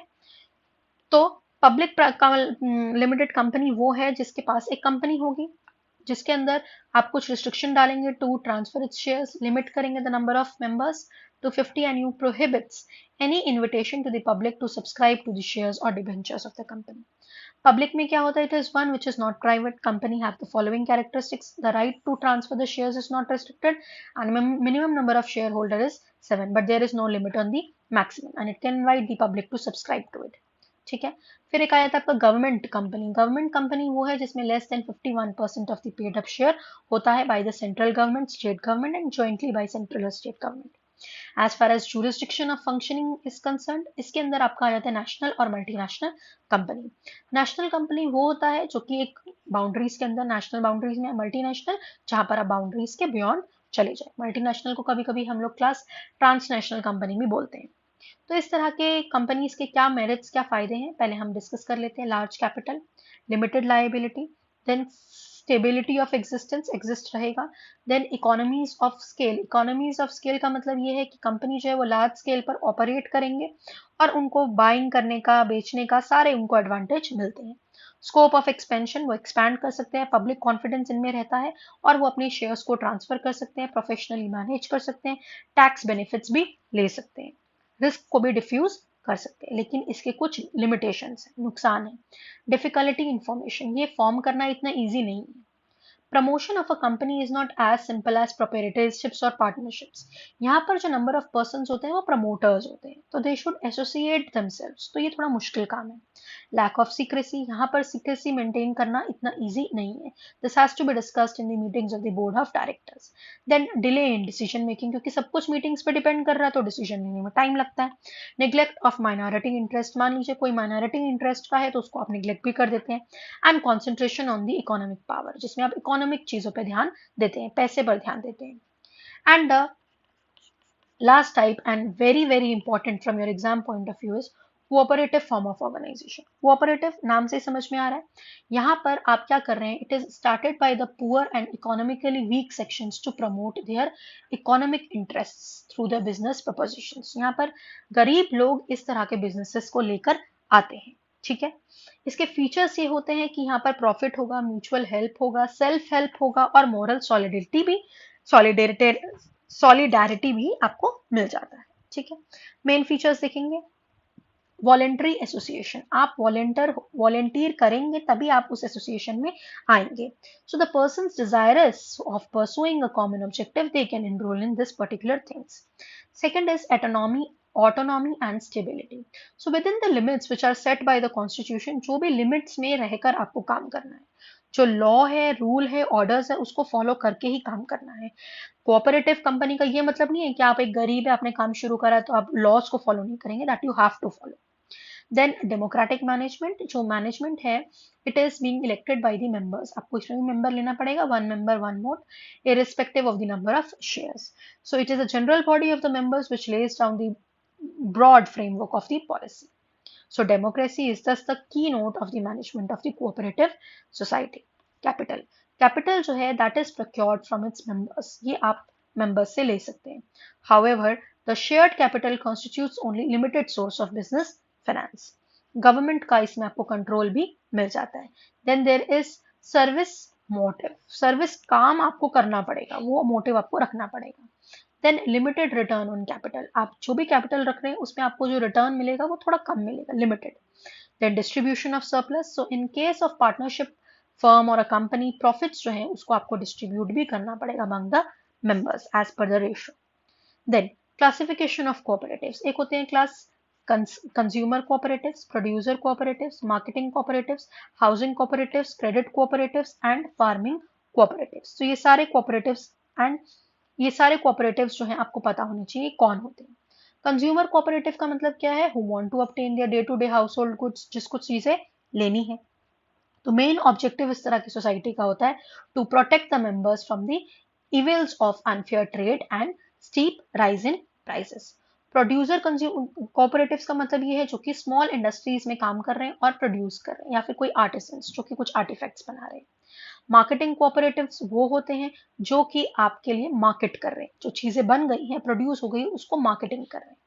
हाउसिंग कोऑपरेटिव्स का मतलब ये है जो कि आप अर्बन एरियाज में यूज करते हैं, जिसमें आप फैसिलिटीज देते हैं मेंबर्स को, ठीक है। जैसे कि किसी को लैंड लेना है, उसको प्लान करना है, किसी को कंस्ट्रक्शन करना है, etcetera etcetera. Then comes the credit cooperatives. Credit cooperatives का मतलब ये है जिनको पैसा चाहिए, क्रेडिट चाहिए, तो आप वो देखेंगे उसको किस रेट पे देना है, किस काम के लिए चाहिए। एग्रीकल्चरल क्रेडिट सोसाइटीज अलग होती हैं, एक्सेट्रा बेसिस पर आप उसको शॉर्ट टर्म, मीडियम टर्म या फिर लॉन्ग टर्म क्रेडिट दे सकते हैं। Then comes farming cooperatives. Farming cooperatives का मतलब ये होता है क्लास, ऐसे कोऑपरेटिव्स जहां पर इकोनॉमीज हमें लार्ज स्केल ऑपरेशंस की देखनी पड़ती है, स्मॉल स्केल फार्मर्स जिनको लार्ज काम करना है। तो इन सोसाइटीज के अंदर हम लोग स्मॉल मार्जिनल फार्मर्स को कुछ पैसे दे देते हैं, कुछ एडवांटेजेस मिल जाते हैं, वो हम उनको प्रोवाइड कर कर उनका काम शुरू करवा सकते हैं। अब इसके क्लास मेरिट्स क्या होंगे? इजी फॉर्मेशन, लिमिटेड लाइबिलिटी, अब मैं बता चुकी हूँ फॉर्मेशन क्या है, लाइबिलिटी ऊपर क्या है, मैं बार बार रिपीट नहीं करूंगी। सोशल सर्विस आप कर रहे हैं, स्टेट को असिस्टेंस मिल रहा है, ओपन मेंबरशिप है, and supply of goods at a cheaper rate. लेकिन इसकी कुछ लिमिटेशंस है, वो क्या है? Lack of business acumen, members जो हैं they do not have a business experience, पढ़ाई नहीं किए हैं, बिजनेस कैसे चलाना है मालूम नहीं है, तो ये कुछ लिमिटेशंस है जिसके वजह से उनका जो भी बिजनेस है वो डाउन हो सकता है। Then absence of mutual interest, interest नहीं है लेकिन जबरदस्ती किसी को आपने पकड़ लिया है। Lack of interest, lack of coordination, corruption हो रहा है, lack of secrecy and insufficient motivation, ये सारी चीजों से आपको प्रॉब्लम्स आ सकती है क्लास, राइट? तो इस तरीके से मैंने आपको ये क्वेश्चन करवा दिए। नेक्स्ट क्वेश्चन क्लास आपको पूछ रहा है, highlight the role of advertising in business. ये मैं आपको ऊपर एक्सप्लेन कर चुकी हूँ, ये सेम क्वेश्चन अब आपको 15 मार्क्स में पूछ रहा है। 15 मार्क्स में पूछ रहा है तो थोड़ा सा उसको और एक्सटेंड कर दीजिएगा। Okay, next question for the day, that is discuss the functions and services of the retailers. अब रिटेलर जानने से पहले आपको ये पता होना चाहिए कि होलसेलर क्या होते हैं, ठीक है? तो वो मैंने यहाँ से एक्सप्लेन किया है, आपको सुन लीजिए। Wholesalers are those who happen to be engaged in wholesaling the trade or wholesale the trade. In a broad sense, any individual or a business firm जो कि goods को बेच रहा है in large quantities, उसको हम बोलेंगे एक wholesaler वो है, ठीक है? Thus manufacturers who sell directly to the retailers में भी जो manufacturer जो directly retailers को सामान बेच दे रहा है उसको हम बोलेंगे wholesalers, ठीक है? तो wholesaler को मैं बोल सकती हूँ that he is a middleman which is engaged in retailers and other merchants. तो आप देख सकते हैं होलसेलर्स जो हैं वो फर्दर डिवाइडेड होते हैं based on merchandise, based on the method of operation, based on the geographical coverage. एक होता है जनरल मर्चेंटाइज, एक होता है जनरल लाइन होलसेलर, एक होता है स्पेशलिटी और सिंगल लाइन होलसेलर। क्वेश्चन हमारा रिटेलर के ऊपर है लेकिन हो सकता है कल होलसेलर भी पूछ ले फॉर अ चेंज, तो मैं करवा दे रही हूँ। फिर एक हो जाता है service wholesalers, limited function wholesalers, और एक आ जाता है आपका कवरेज ऑफ जोग्राफिकल एरिया में लोकल होलसेलर्स, डिस्टिंक्ट और नेशनल और रीजनल होलसेलर्स। इसको क्विकली देख लेते हैं। जनरल मर्चेंडाइज वो होते हैं हु डील इन टू और मोर अनरिलेटेड टाइप ऑफ प्रोडक्ट्स, जो दो या दो से ज्यादा प्रोडक्ट्स में डायरेक्टली डील करते हैं, like electrical goods, sports goods, cosmetics, hosiery etcetera. General line wholesalers वो होते हैं जो एक ही लाइन में जाएंगे, एक ही लाइन का सामान बेचा, जैसे कि सोप हो गया, डिटर्जेंट हो गया, टूथपेस्ट हो गया, razor blades etcetera. Single line का मतलब ये है जो कि एक और प्रोडक्ट्स की और नैरो रेंज कर लेंगे, ठीक है? जैसे कि वैरायटी ऑफ टेक्सटाइल्स में क्लोथ हो गया, उसमें मान लीजिए एक प्रिंटिंग पेपर हो गया एक्सेट्रा। फिर मेथड्स ऑफ ऑपरेशन में मैंने आपको बताया, एक होते हैं सर्विस होलसेलर्स जिनका काम होता है एडवर्टाइज करना, ग्रेड करना, ब्रांड करना। एक होता है लिमिटेड फंक्शन जिनके लिमिटेड फंक्शंस होते हैं जैसे कि पैकेज करना और ग्रेडिंग करना, ठीक है? Then on the based of geographical area एक होते हैं लोकल होलसेलर्स जो कि एक पर्टिकुलर टाउन या सिटी में रिस्ट्रिक्ट होते हैं, और एक होते हैं डिस्ट्रिक्ट होलसेलर्स जो एक डिस्ट्रिक्ट में होते हैं, रीजन या नेशनल वाइज, ठीक है? अब होलसेलर्स के फंक्शन क्या है? Assembling the products, arranging the storage, grading and packaging, transporting the goods, distribution of goods, financial the things and risk bearing and price fixation, ये पूरा काम होता है इनका। असेंबलिंग द प्रोडक्ट्स, किस प्रोडक्ट को उसको बेचना है उसको पहले तो प्रोक्योर करेगा ना, उसके बाद उसको स्टोर करेगा, स्टोर करने के बाद उसको पैक करेगा इन बल्क साइज या तरीके से किसी भी कन्वीनियंट मेथड में, फिर उसको ट्रांसपोर्ट करेगा, फिर उस गुड्स को डिस्ट्रीब्यूट करेगा, फिर फाइनेंशियल बेसिस में उसकी कुछ क्रेडिट फैसिलिटी जो है वो रिटेलर्स को बताएगा, फिर उसको फाइनेंस करेगा। फिर अगर कुछ रिस्क होता है, मान लीजिए उसको 10 रुपए में बेचना था, उसने 5 रुपए की सामान खरीदा है, उसको 10 रुपए में बेचना था, लेकिन उसको मान लीजिए 4 रुपए मिल रहा है, तो वो लॉस अगर हो रहा है तो या रिस्क आ रहा है तो वो भी उसको बियर करना पड़ेगा। और प्राइस को उसने इसी वजह से उसको फिक्स करके रखना है कि मैं 10 से नीचे नहीं करूंगा, ठीक है? अब इनके सर्विसेज क्या होते हैं? ये सर्विस मैन्युफैक्चरर्स को देते हैं, रिटेलर्स को देते हैं, और आप चाहें तो होलसेलर्स को आप हटा भी सकते हैं, एलिमिनेट भी कर सकते हैं, ठीक है? नेक्स्ट जो पर्टिकुलरली इस क्वेश्चन में पूछा गया था वो था meaning and importance of retailing. अब रिटेलिंग क्या है? देखिए class, retailing is also a middle man because retailing involves procuring goods from the suppliers. आप सप्लायर से ही तो लेंगे ना, तो आप भी मिडल मैन की तरह काम कर रहे हैं और आप उसको कंज्यूमर्स को बेच रहे हैं, ठीक है? अब इनके फंक्शंस क्या है? एस्टिमेटिंग द डिमांड, रिटेलर का काम होता है कितनी डिमांड होगी वो एस्टिमेट करना है, बिग और स्मॉल वो उसको एस्टिमेट करना पड़ेगा, उसके हिसाब से उसको प्रोक्योर करना पड़ेगा गुड्स को। ये बहुत इंपॉर्टेंट क्वेश्चन में करा रही हूँ class, from your examination point of view. ये स्टेप्स आपको याद होने चाहिए। पहले डिमांड को एस्टिमेट करेगा, फिर गुड्स को प्रोक्योर करेगा, फिर उसको ट्रांसपोर्ट करेगा, फिर गुड्स को स्टोर करेगा, फिर उसको अपने हिसाब से ग्रेडिंग या पैकेजिंग करेगा। ये पॉइंट्स जो ऊपर बता चुकी हूँ, दोबारा एक्सप्लेन नहीं करूंगी। कोई रिस्क होगा तो उसको वो बियर करेगा, और फिर जाकर रिटेलर जो है उसको अल्टीमेट कंज्यूमर्स को बेचेगा। तो ये जो स्टेप्स होते हैं ना क्लास, ये पूछा जाएगा कि अगर एक होलसेलर है तो होलसेलर के क्या स्टेप्स इन्वॉल्व है, अगर एक रिटेलर है तो रिटेलर के क्या स्टेप्स इन्वॉल्व है, ये पेपर में कल आना ही आना है। ठीक है। Then services of the retailers, retailer की क्या क्या सर्विस होती है। होल्डिंग दी रेडी स्टॉक्स, उसके पास स्टॉक्स होने चाहिए हमेशा, कस्टमर खाली हाथ ना जाए, बड़ा बुरा इंप्रेशन जाता है। Display of the goods, goods को उसको डिस्प्ले करके रखना है, दिखाने के लिए कस्टमर्स को कि भाई ये चीजें हमारे पास है। एडवाइस टू द कंज्यूमर्स, जो कंज्यूमर्स है उसको दिखाएगा कि ये चीजें हम और ला सकते हैं, बोलेंगे एक्सेट्रा एक्सेट्रा आप बोल सकते हैं। पर्सनल सर्विसेज, अगर आपको कोई पर्सनल सर्विस भी चाहिए, होम डिलीवरी, अगर आपको सेल ऑन क्रेडिट चाहिए, जो भी चाहिए वो भी हम देंगे। अगर कल पेपर में ये पूछता है आपसे कि क्या रिटेलर्स के भी फर्दर टाइप्स होते हैं, तो यस होते हैं। There could be itinerant retailers और there would be fixed shop retailers. देखिए इटिनरेंट में होता है हॉकर्स या पेडलर्स, पेवमेंट ट्रेडर्स या market traders. Fixed shop retailers में होता है स्मॉल स्केल या फिर लार्ज स्केल। स्मॉल स्केल में आ गया stall holders, general merchandise, speciality और सेकेंड हैंड। इसमें फर्दर आ जाता है आपका departmental store, supermarkets, multiple shop, mall हो गया, फिर कंज्यूमर मार्केट स्टोर, फिर सुपर बाजार, हायर परचेज। फिर लार्ज स्केल में आपका ये भी आ गया डिस्काउंट हाउसेज, ऑटोमेटिक वेंडरिंग। ठीक है। तो रिटेल ट्रेडर्स वो हैं who carry on the business moving about from place to place, जगह से जगह जाएंगे अपने गुड्स को बेचने के लिए, उसको हम बोलते हैं इटिनरेंट रिटेलर्स। ठीक है। ये तीन तरह के होते हैं, एक होता है हॉकर्स और पेडलर्स, एक होता है पेवमेंट, और एक होता है मार्केट ट्रेडर्स। हॉकर्स का मतलब क्या है, जो डोर टू डोर जाते हैं उनको बोलते हैं हॉकर्स, जैसे कि वेजिटेबल बेच रहे हैं, फ्रूट्स बेच रहे हैं, यूटेंसिल्स बेच रहे हैं। एक हो जाता है आपका पेवमेंट ट्रेडर्स। पेवमेंट ट्रेडर्स का मतलब ये है कि वो स्ट्रीट क्रॉसिंग्स में या in front of railway station अपने कुछ ट्रेडिंग कर रहे हैं। ठीक है। जैसे कि कोई बैग्स बेच रहा है, कोई क्लोथ बेच रहा है, कोई गारमेंट्स बेच रहा है। फिर एक हो गया मार्केट ट्रेडर्स। मार्केट ट्रेडर्स का मतलब है वो अपने गुड्स जो है वो वीकली मार्केट्स में बेचते हैं। फ्राइडे को मार्केट लगेगा, संडे को मार्केट लगेगा, एक्सेट्रा, और हर डेज के हिसाब से वो अपने रेट्स को फिक्स कर सकते हैं। नेक्स्ट हो गया सर्विसेज। इनके क्या क्या सर्विसेज होती हैं, तो ये जो है ये जो भी कंज्यूमर्स नियरेस्ट या मोस्ट कन्वीनियंट प्लेसेस पे होते हैं उनको ये हेल्प करते हैं। डोर टू डोर सर्विस आपको देते हैं। हाउस वाइफ, वर्किंग प्रोफेशनल्स के लिए बहुत अच्छा है, बार बार आना जाना मुश्किल हो जाता है बाहर से। सो द इटिनरेंट, इनको बोला जाता है क्लास इटिनरेंट रिटेलर्स। ये आपका पैसा भी बचाते हैं और आपका टाइम भी बचाते हैं। Then comes the fix shop retailers. Fix shop retailers का मतलब ये है ये अपने सर्टन प्रेमाइसेस, एक जगह ले ली है, उस जगह में ही अपना काम जो है ये करते हैं। ठीक है। इसमें स्मॉल स्केल लार्ज स्केल आ जाता है। स्मॉल स्केल का मतलब ये है कि वो stationery, provisions, confectionery, vegetables, fruits, general stores वगैरह खोल कर बैठे। और लार्ज स्केल रिटेलर्स का मतलब ये है जो डिपार्टमेंटल स्टोर्स खोल के बैठे, या सुपरमार्केट्स या मॉल्स खोल के बैठे। ठीक है। Next question for the day for the 15 marks is what are the advantages and limitations of road transport? तो क्लास यहाँ पर सिर्फ रोड ट्रांसपोर्ट नहीं, और भी होता है आपका एयर ट्रांसपोर्ट होता है, और आपका बस, जो भी रोड हो गया, एयर हो गया, ये सारे ट्रांसपोर्ट आपको, एक आपका हो गया ship transport by water transport. तो ये सारे में से कुछ भी पूछा जा सकता है। ट्रांसपोर्ट का मतलब आपको पता है that you are going to carry the goods and passengers from one place to another. So in the context of trade यहाँ पर मतलब है आप गुड्स वगैरह को लेकर जाएंगे। तो इसके क्या क्या एसेंशियल्स हैं, that it should be economical, it should be capable of carrying goods as speedily as possible. The transport service should be available regularly when required, and it should be operated by the properly skilled and efficient persons. It should be provided for ensuring the risks of loss. It should be properly arranged for loading or unloading at the minimum cost.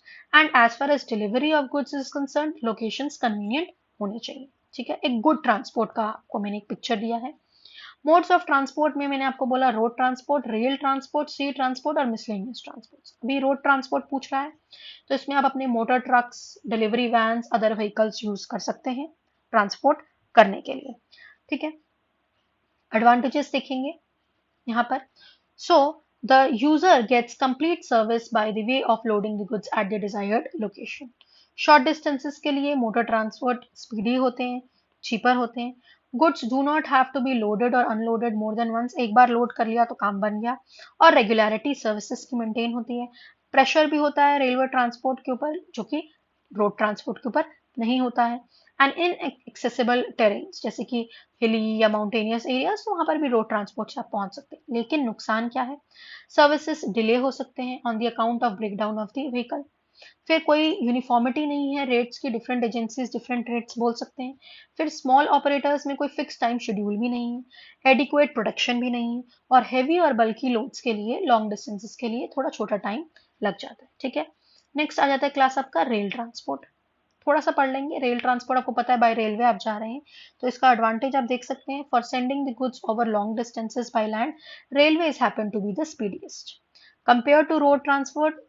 ये थोड़े ज़्यादा economical है, number of wagons वगैरह आप थोड़े ज़्यादा ले जा सकते हैं, तो फ्लेक्सिबिलिटी इसमें ज़्यादा है। और डिपेंडेबल सर्विस आपको प्रोवाइड करता है। और गुड्स जो हैं आप इसको सेफली ले जा सकते हैं without the risk of the total loss और डैमेज, क्योंकि ट्रेन जो है स्मूथली जाती हैं, तो आपके जो डैमेज होगा वो भी काफ़ी लिमिटेड होगा। And a variety of services provided by this, जैसे कि आपको बहुत तरह की services, delivery service, private seedlings और फैक्ट्रीज मिल जाता है। लेकिन इसके नुकसान क्या है? It proves to be a more expensive mode of transport. Goods are transported by by railways only between the certain fixed places. Certain fixed places में ही जा सकते हैं. Railway transport facility is very limited in hilly or mountainous areas. Next आ गया sea transport. तो shipping में overseas, coastal, offshore होता है। ओवरसीज में क्लास बल्क कार्गो होता है, जनरल कार्गो होता है, और बल्क कार्गो में ड्राई कार्गो और लिक्विड कार्गो जाती है। इसकी वन लाइन डेफिनेशन आप गूगल कर सकते हो, you can Google it. Then what are the advantages? So advantages आप देखेंगे तो transportation of goods by sea और oceans are relatively more economical बल्कि एरिया के लिए। So there is no necessity of constructing or maintaining the tracks on sea routes. Disadvantage: sea route is the only means of transporting economically where the land connections do not exist. जहाँ पर land connect नहीं होगा वहां पर आप sea के through जा सकते हैं। ठीक है। एयर ट्रांसपोर्ट में आप बाय एयर जा रहे हैं, इसके डिस्टिंक्ट एडवांटेजेस हैं। शॉर्टेस्ट तरीके से आप पहुंच सकते हैं, वेयर एज टाइम भी आपका बच जाता है, ये सब चीजें हैं। लेकिन डिसएडवांटेज आप बोल सकते हैं कि आप, इसमें एक लिमिट है कि आप बल्कि गुड्स नहीं लेके जा सकते हैं, और अनफेवरेबल कंडीशंस में फ्लाइट्स को प्रॉब्लम भी हो सकता है और थोड़ा कॉस्टली भी है। ठीक है, ऑलराइट। देन नेक्स्ट क्वेश्चन, ये वाला क्वेश्चन जो है, instruments of government control on business, किस तरीके से गवर्नमेंट बिजनेस चलता है, ये हम ऊपर डिस्कस कर चुके हैं, वी हैव ऑलरेडी डिस्कस्ड। ठीक है, next, what are the features of public utility? Public utility के क्या फीचर्स होते हैं, साइट एन एग्जांपल। तो पहले तो ये पता होना चाहिए पब्लिक यूटिलिटी होता क्या है। जो भी पब्लिक हम यूटिलिटी ले रहे हैं उसको बोला जाता है पब्लिक यूटिलिटी, जैसे कि water, gas, electricity, transport, communication, ये सारी चीजें पब्लिक को चाहिए होती है डेली लाइफ में, तो इसको हम बोलते हैं पब्लिक यूटिलिटी। जब भी कभी भी इसमें इंटरप्शन होता है तो प्रॉब्लम्स आते हैं। फॉर एग्जाम्पल अगर पानी नहीं आ रहा, फॉर एग्जाम्पल अगर इलेक्ट्रिसिटी नहीं है, तो बहुत सारी वजह से हमें प्रॉब्लम हो जाती है। तो इसके फीचर्स क्या हैं? इंडिस्पेंसिबिलिटी। तो इंडिस्पेंसिबिलिटी का मतलब ये है, public utilities deal with the essential services. These services are required to meet the basic needs of the community and to provide a civilized and comfort life to every citizen. Then field of operation. The field of operation undertaking is mostly local. Such concerns fulfill the needs of citizens, usually the city, town, or at most a district. Then monopolistic or semi-monopolistic position. Undertaking supplying the essential public services by nature assume the position of a monopoly.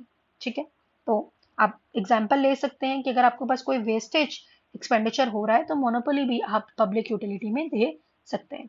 However, such public utilities may have a few competitors. ठीक है, next, regulation and control. As you know, these undertakings enjoy a monopolistic or semi-monopolistic position, so they are in the position to misuse it or exploit the customers. तो उस जगह पर आप poor quality goods दे लेते हैं। Then franchise. जो public utilities होते हैं ये they run under franchise, that is they have the right to interfere with the public property को इंटरफेयर कर सकते हैं। For example the railways which is a public utility undertaking can put up the barriers on roads restricting the movement of the traffic. किसी भी certain time पे वो restrict कर सकता है। देन ह्यूज कैपिटल इन्वेस्टमेंट, इस तरह की चीज़ों में आपकी कैपिटल इन्वेस्टमेंट बहुत ज़्यादा लग जाता है, ठीक है. For supply of milk to the customers, like take the case of Mother Dairy which supplies the milk in Delhi. Now, for supply of the milk to its customers, it has set up a milk plant, storage plant, and a large fleet of vans and tankers. So it also has to construct the depots for distribution of the milk at various places in different localities of Delhi. So it has to monitor the distribution कि वो properly consumer के पास जा रहा है या नहीं जा रहा है, ठीक है. Next question, what are the methods of raising long term capital. देखिए क्लास, आपके जो फाइनेंशियल नीड्स हैं वो based on the permanence and based on the period of use divide हो जाते हैं as the fix capital, working capital, long term capital और short term capital. ये सवाल आपसे ये पूछ रहा है कि लॉन्ग टर्म कैपिटल को आप कैसे बढ़ाएंगे. तो इसके बीच में मैंने जितने भी वर्ड्स यूज किए हैं उसको भी मैं अभी आपको क्विकली डिस्कस करवा देती हूँ ताकि आप लोग उसको भी देख सकें और समझ सकें. इन केस ये नहीं कि यू नो जो पूछा जा रहा है वो उसी को ही पढ़ें और कल के पेपर में आप ठीक से ना पढ़ पाए. So that also we have to go with. Fixed capital का मतलब ये है, in every business money has to be invested in some fixed और durable assets like land, buildings, machinery. These assets are required for permanent use, उसको बोला जाता है fixed capital. मान लीजिए आपने एक ऑफिस सेटअप करना है, उसमें पता है कि भाई हमारी 20 चेयर लगेंगी, 10 कंप्यूटर लगेंगे, 10 माउस लगेंगे, वो फिक्स्ड कैपिटल हो गया. वर्किंग कैपिटल मैंने अभी आपको ऊपर भी बताया था, वो है कि एज पर रिक्वायरमेंट्स आपको चाहिए. फ्यूल खत्म हो गया मान लीजिए आपके ऑफिस में, आपको तब चाहिए और इमीडिएटली चाहिए. मान लीजिए आपके ऑफिस में कोई एग्जामिनेशन चल रहा है, ठीक है, इलेक्ट्रिसिटी चली गई और एग्जाम चल रहा है, क्या करोगे. तो वर्किंग कैपिटल वो चाहिए ही चाहिए आपको अभी, उसको बोला जाता है working capital. Next, what are the methods of raising capital. तो आप अपने सेविंग्स को इन्वेस्ट कर सकते हैं, आप लोन्स को रेज कर सकते हैं अपने फ्रेंड्स या रिलेटिव से, आप एडवांसेस ले सकते हैं बैंक से, आप कुछ फाइनेंस कंपनी से बोरो कर सकते हैं. और मान लीजिए कंपनी को ही प्रॉब्लम हो रहा है तो वो शेयर इशू कर सकता है, डिबेंचर्स इशू कर सकता है, फाइनेंशियल इंस्टीट्यूशन से लोन ले सकता है, बैंक से लोन ले सकता है, पब्लिक डिपॉजिट कर सकता है, प्रॉफिट्स ले सकता है, ठीक है. सो द फॉलोइंग मेथड्स में be used for financing the short term capital. अगर आपको शॉर्ट टर्म कैपिटल बनाना है तो ये मेथड्स आप यूज कर सकते हैं. क्या क्या? Trades credit, factoring, discounting, bills, then bank overdraft and public deposits, ठीक है. तो इनमें से आप ये प्लीज ये सारे जो मैंने मेथड्स बोले हैं इसको भी आप थोड़ा सा गूगल कर लीजिएगा, ठीक है. Just search it yourself, search it in one line by yourself. इसको एक बार देख लीजिएगा कि ट्रेड्स क्रेडिट में एक बार लिखना पड़ेगा आपको, क्योंकि आपके कल ही पेपर है, आपको नोट्स थोड़ा तो बनाना पड़ेगा, शॉर्ट नोट्स, ठीक है. तो ट्रेड क्रेडिट के अंदर आपको ट्रेड्स करना है तो उसमें क्या क्रेडिट इन्वॉल्व होगा, फैक्टरिंग में आप कुछ फैक्टर्स उसमें लेकर आएंगे, डिस्काउंटिंग बिल्स में बिल्स को कैसे डिस्काउंट करेंगे, एक्सेट्रा एक्सेट्रा, कुछ मेथड्स हैं. इसकी वन वन लाइन में आप एक बार सर्च कर लीजिएगा, ठीक है. तो ये कुछ मेथड्स हैं जिस तरीके से आप रेज कर सकते हैं अपने finances. Then next question, explain the cooperative form of organisation. देखिए ऊपर मैंने आपको बताया था पार्टनरशिप ऑर्गेनाइजेशन, कोऑपरेटिव ऑर्गेनाइजेशन, उसी में ही आपको मैंने ये सब एक्सप्लेन कर दिया. तो this has been discussed above only. And I think this is the last question for the day. Different stages in import trade procedure. अब देखिए क्लास, ट्रेड जो होता है वो दो तरह का होता है, इंपोर्ट भी होता है, एक्सपोर्ट भी होता है. तो इंपोर्ट एक्सपोर्ट मैंने दोनों इसमें बता दिया है, ठीक है. उसमें जो स्टेजेस इन्वॉल्व होते हैं ना वो पूछ रहा है. इंपोर्ट ट्रेड का मतलब ये है कि आप कंट्री से कंट्री उसकी सेटिस्फेक्शन या रिक्वायरमेंट्स के हिसाब से आप ट्रेड कर रहे हैं. इसके कुछ स्टेजेस होते हैं. वो होता है ट्रेड की पहले इंक्वायरी करिए, फिर आप एक इंपोर्ट लाइसेंस लीजिए, फिर आप फॉरेन एक्सचेंज करिए, फिर आप ऑर्डर को प्लेस करिए, फिर आप क्रेडिट को अरेंज करिए, फिर आप डॉक्यूमेंट्स को शिप करिए, फिर आप गुड्स को क्लियर करिए, फिर आप पेमेंट करिए, ठीक है. So trade inquiry का मतलब है that the intending importer makes the trade inquiry from the possible exporter. His inquiry is based on the details of the goods. उसको क्या क्या चाहिए, कैसा क्वालिटी का चाहिए, कैसा क्वांटिटी का चाहिए. Then you have to obtain an import license. Import license का मतलब ये है that the intending importer has to give an application. एक फॉर्म में उसको एप्लीकेशन देना है कि वो लाइसेंस्ड है कि नहीं है. नॉन लाइसेंस्ड लोगों को हम लोग कुछ भी इंपोर्ट नहीं करेंगे. Then obtain the foreign exchange. तो जैसे ही आपने लाइसेंस ले लिया उसके बाद आपको अरेंजमेंट करनी है कि आप नेसेसरी फॉरेन करेंसी भी ऑब्टेन कर लें, ठीक है.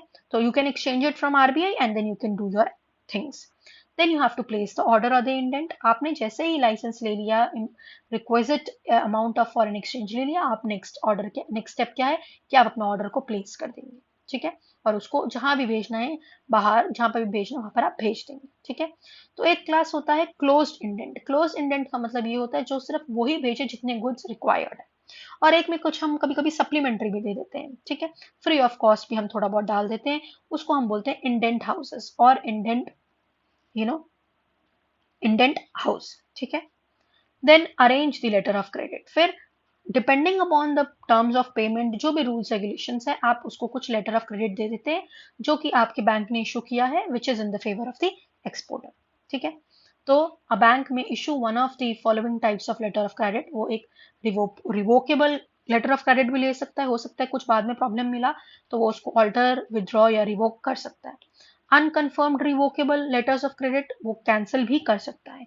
कंफर्म्ड इररिवोकेबल, कंफर्म्ड इररिवोकेबल का मतलब है आपको पक्का कंफर्म होकर, गारंटी होकर पैसा मिल जा रहा है, ठीक है। And get the shipping documents, and after you have made the things, आप सारे शिपिंग डॉक्यूमेंट्स ले लेंगे। शिपिंग डॉक्यूमेंट्स लेने के बाद आप क्या करेंगे, क्लास अपने जो भी गुड्स हैं उसको आप क्लियर कर देंगे, and then you can make the payment, और उसके बाद आप पेमेंट को मेक कर देंगे, जो भी पेमेंट देनी है वो आप दे देंगे। लेकिन सेम क्वेश्चन मान लीजिए आपसे अगर कल पूछता है एक्सपोर्ट ट्रेड का क्या प्रोसीजर है, तो उसके एक बार स्टेप्स क्लास हम देख लेते हैं। एक्सपोर्ट ट्रेड में, एक्सपोर्ट ट्रेड का मतलब क्या है कि आप उसको फॉरेन कंट्री में तो एक्सपोर्ट कर रहे हैं, and you are following the procedure which is led by your government, ठीक है, जो कि गवर्नमेंट से गवर्नमेंट वेरी करेगा। ये बात लिखना बहुत जरूरी है कि it might vary from government to government. इसके जो स्टेप्स इन्वॉल्व है वो है रिसीव्स इंक्वायरी, आपने इंक्वायरी लेनी है। Then receive and scrutinise the order from the importer, आपने जो भी ऑर्डर है उसको इम्पोर्टर से ले लेना है, जो भी आपका ऑर्डर है उसको आपने इम्पोर्टर से ले लेना है।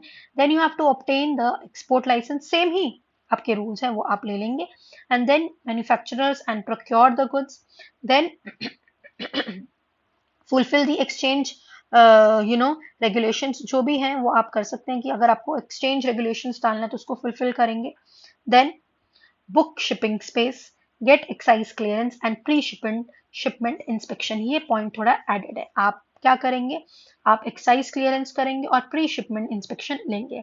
Then packing and marking, then appoints clearing and forwarding agents. Then custom की जो भी फॉर्मेलिटीज है वो कस्टम फॉर्मेलिटीज आपको करना पड़ेगा। इंश्योरेंस ऑफ गुड्स करना पड़ेगा, एंड अपना आपने जो भी गुड्स भेजना है उसको आपने प्लेस कर देना है ऑर्डर को। फिर बिलिंग करना है, जो भी नेसेसरी डॉक्यूमेंट्स उसको लेकर डिस्पैच करना है, सिक्योर पेमेंट करना है, कुछ इंसेंटिव्स है तो उसको क्लेम करना है। Okay, I hope I have made my self clear. और इस तरीके से आपका पूरा जो भी इको 01 का जो भी कोर्स था, पूरा का पूरा कोर्स आपका मैंने इस पर्टिकुलर लेक्चर में कंप्लीट करवाने की कोशिश करी है। अगर आपको मेरा लेक्चर पसंद आ रहा है, समझ में आ रहा है, तो please do like, share, comment, and if you are new to our channel, please do subscribe also. Okay, so that is all for today. I would like to thank you all and all the best for your tomorrow's exam. मान लीजिए बीच में भी आपको कहीं पर भी लगता है कि भाई हमें किसी भी टॉपिक में कोई प्रॉब्लम हो रहा है, कुछ पूछना है, कुछ समझना है और हम नहीं समझ पा रहे हैं, कुछ डाउट हो रहा है, then you have to write me in the comment section. I will be coming up, I will be replying it. Okay, do not worry. सुबह भी आपका एग्जाम है, अगर आप सुबह 5-6 बजे भी पूछ रहे हैं तो कोई प्रॉब्लम नहीं है। बार बार रिपीटेडली अगर आप इस लेक्चर को देख लेंगे, 3-4 बार देख लेंगे, बातें आपके दिमाग में चली जाएंगी जो मैंने चिल्ला चिल्ला कर तुम लोग को समझाई है अभी, तो डेफिनेटली कल का पेपर बहुत अच्छा जाएगा। So that is all for today. Now you people please keep preparing. That is all, thank you. Please do like, share and comment, इतना मैं आपसे एक्सपेक्ट करती हूँ। चलिए, thank you, all the best.